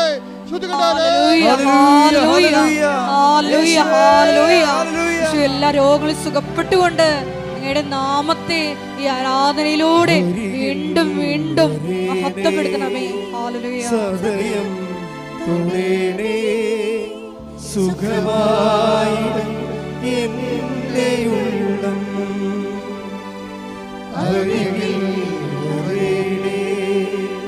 സദയം തൊടേണേ, സുഖമായി എന്റെ ഉള്ളം. കൈകൾ രണ്ടും പിടച്ച് നെഞ്ചത്ത് വെക്കുക. ജീവിത വിഷയങ്ങൾക്ക് വേണ്ടി പ്രാർത്ഥിക്കുന്ന സമയമാണ്. ഓൺലൈനുള്ളവർ ശ്രദ്ധിക്കുക. ജോലിയില്ലാത്തവര്, വീടില്ലാത്തവര്, വഴിയില്ലാത്തവര്, വിദേശങ്ങളിൽ ജയിലിൽ അകപ്പെട്ടിരിക്കുന്നവർ, വിദേശ ജോലിക്ക് തടസ്സമുള്ളവർ, വിദേശത്ത് ജോലി നഷ്ടപ്പെട്ടവർ, എല്ലാവരും ഓർത്ത് പ്രാർത്ഥിക്കുന്ന, നിങ്ങളെ വേദനിപ്പിക്കുന്നവർ, ജോലി സ്ഥലങ്ങളിൽ നിങ്ങളെ മാനസികമായി പീഡിപ്പിക്കുന്നവർ, എല്ലാവരും വിശുദ്ധമായ രക്തത്താൽ കർത്താവ് തളിക്കപ്പെടട്ടെ. കർത്താവെ, ജോലി നാട്ടിലില്ലാത്തവർ, പരീക്ഷ എഴുതി നിൽക്കുന്നവർ, റിസൾട്ട് പ്രതീക്ഷിക്കുന്നവർ, പരീക്ഷ ചില തോറ്റുപോയിട്ടുണ്ടെങ്കിൽ അവരെ സംബന്ധിച്ച് പ്രാർത്ഥിക്കുന്നു. അവരുടെ ജീവിതത്തെ സംബന്ധിച്ച് പ്രാർത്ഥിക്കുന്നു. അവരുടെ കാൽക്കുലേഷൻ സംബന്ധിച്ച് പ്രാർത്ഥിക്കുന്നു. ജീവിതത്തിൻ്റെ ഓരോ വിഷയങ്ങളിൽ ഒരു തീരുമാനം എടുക്കാനുള്ളവർ പ്രത്യേക ഡേറ്റുകൾ ഓർക്കുക. ഈ മാസം കടന്നു പോകേണ്ട, ഈ ആഴ്ചയിൽ കടന്നു പോകേണ്ട പ്രധാനപ്പെട്ട ഡേറ്റുകൾ ഓർക്കുക. പരീക്ഷാ ഡേറ്റുകൾ, ഇൻ്റർവ്യൂ ഡേറ്റുകൾ, യാത്രാ ഡേറ്റുകൾ, രജിസ്ട്രേഷൻ ഡേറ്റുകൾ, ജപ്റ്റ് ഡേറ്റുകൾ, എല്ലാ ഡേറ്റുകളും സമർപ്പിക്കട്ടെ. അശുദ്ധമായ സ്തുതിക്കട്ടെ. മക്കളില്ലാത്തവർ, ഗർഭിണികൾക്ക്, ഗർഭത്തെ ശിശുവിന് രോഗങ്ങളുള്ളവർ, ഗർഭിണികൾക്ക് പലതരത്തിലുള്ള വൈകല്യങ്ങൾ, തകരാറുള്ളവർ പ്രാർത്ഥിക്കട്ടെ.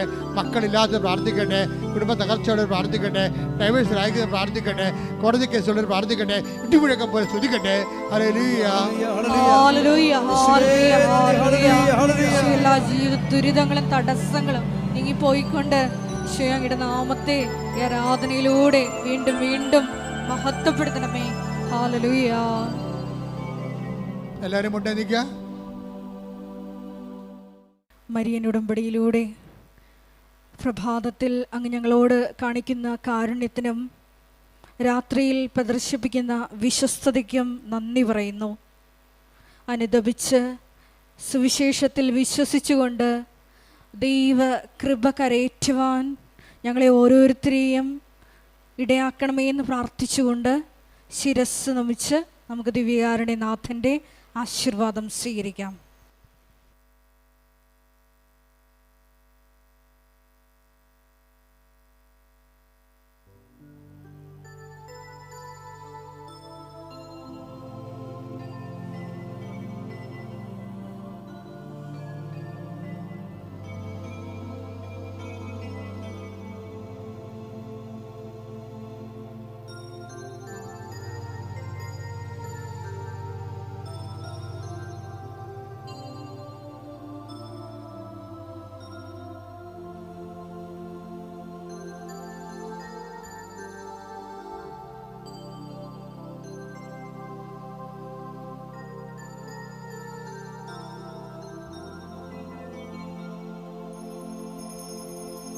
പരിശുദ്ധ പരമമാ ദിവ്യകാരുണ്യമേ